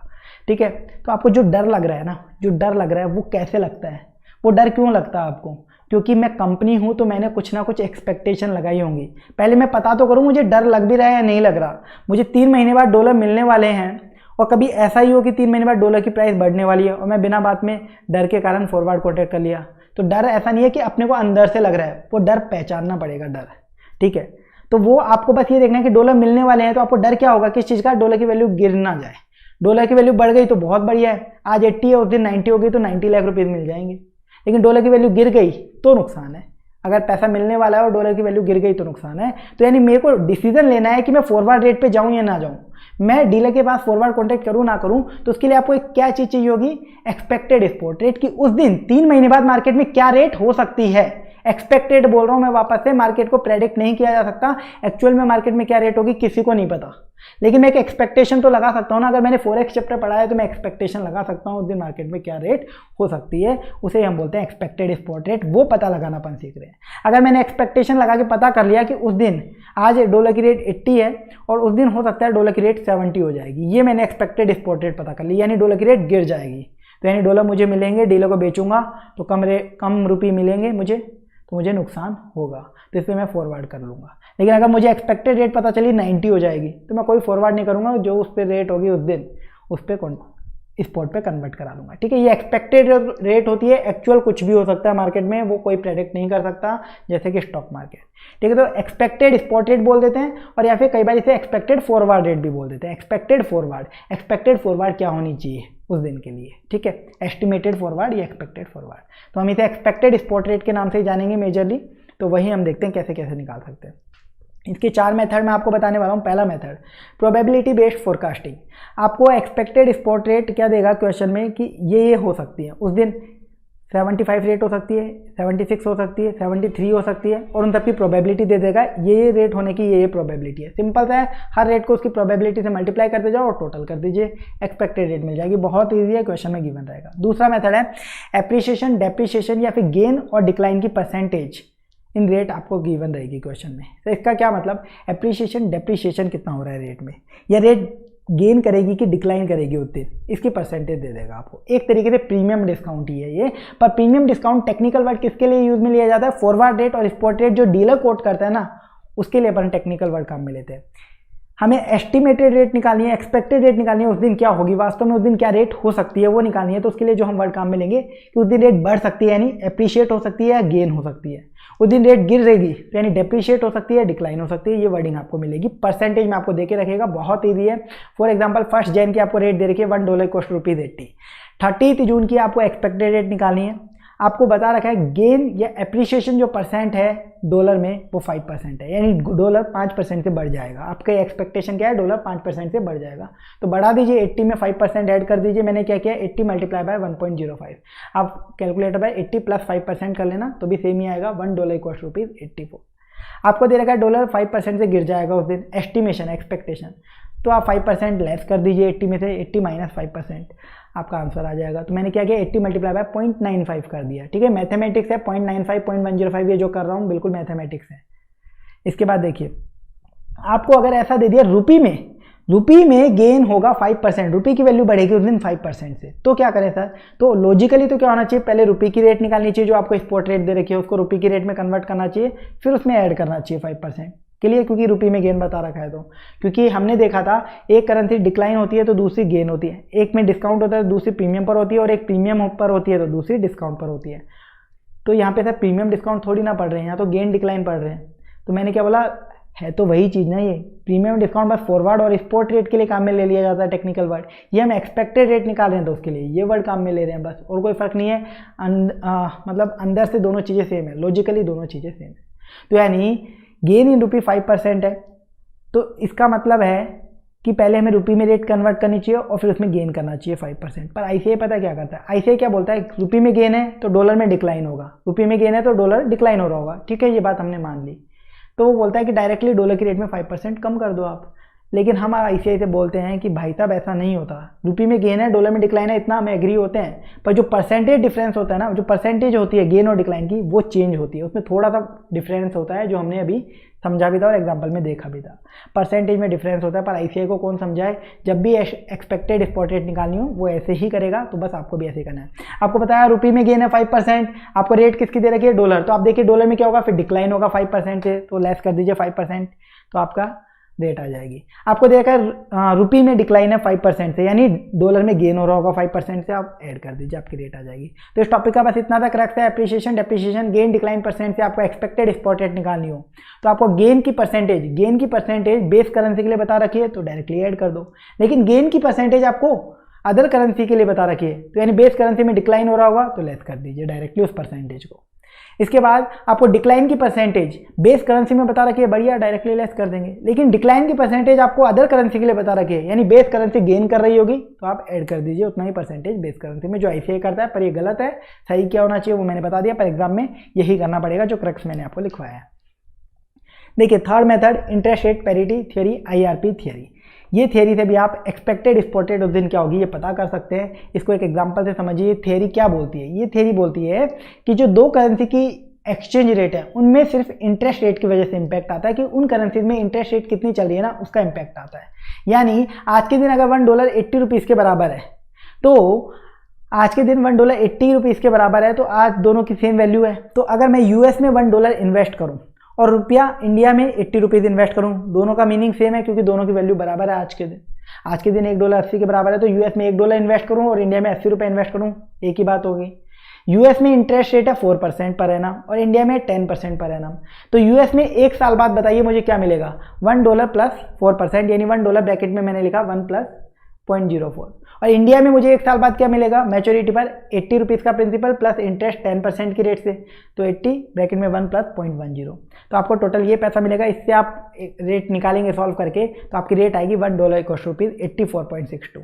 तो ये 84.62 पता है क्या है, एक्सपेक्टेड स्पॉट रेट एक साल बाद की एज पर इंटरेस्ट रेट पैरिटी थ्योरी। बहुत ईजी है, बस सिंपल सा इतना है कि दोनों करेंसीज में आप इंटरेस्ट रेट का इम्पैक्ट दे दीजिए, बस वही आपकी एक्सपेक्टेड रेट हो जाएगी, ये बोलती है थ्योरी। तो इससे एक फॉर्मूला बनेगा। देखिए जो रेट आई है मैंने इसको बॉक्स में डाला है, और इसको अगर ऊपर वाली इक्वेशन जो अपनी बनी थी उसमें पुट कर देते हैं, अपन ने लेक्चर में सीखा था, तो अपना जो फॉर्मूला निकल के आता है वो अल्टीमेटली ये निकल के आता है जो डिराइव होता है। वो अभी मैं वापस से नहीं बता रहा, बस आपको लेक्चर में समझाया था, यहाँ पे भी मैंने बनाया हुआ है।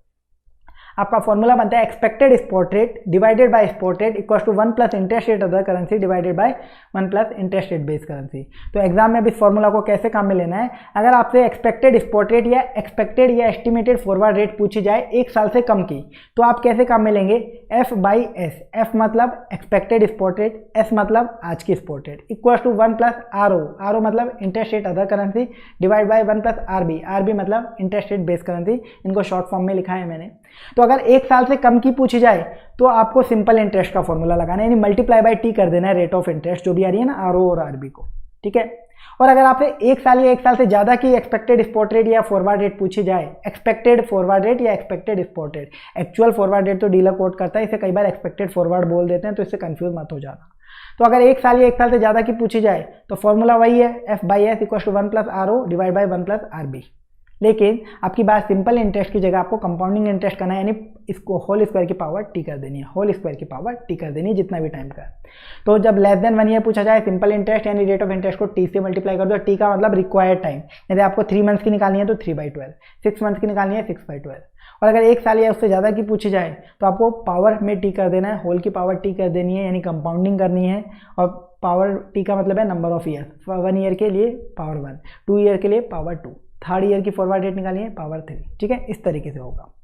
चलिए इसके बाद आ जाइए परचेजिंग पावर पैरिटी थ्योरी।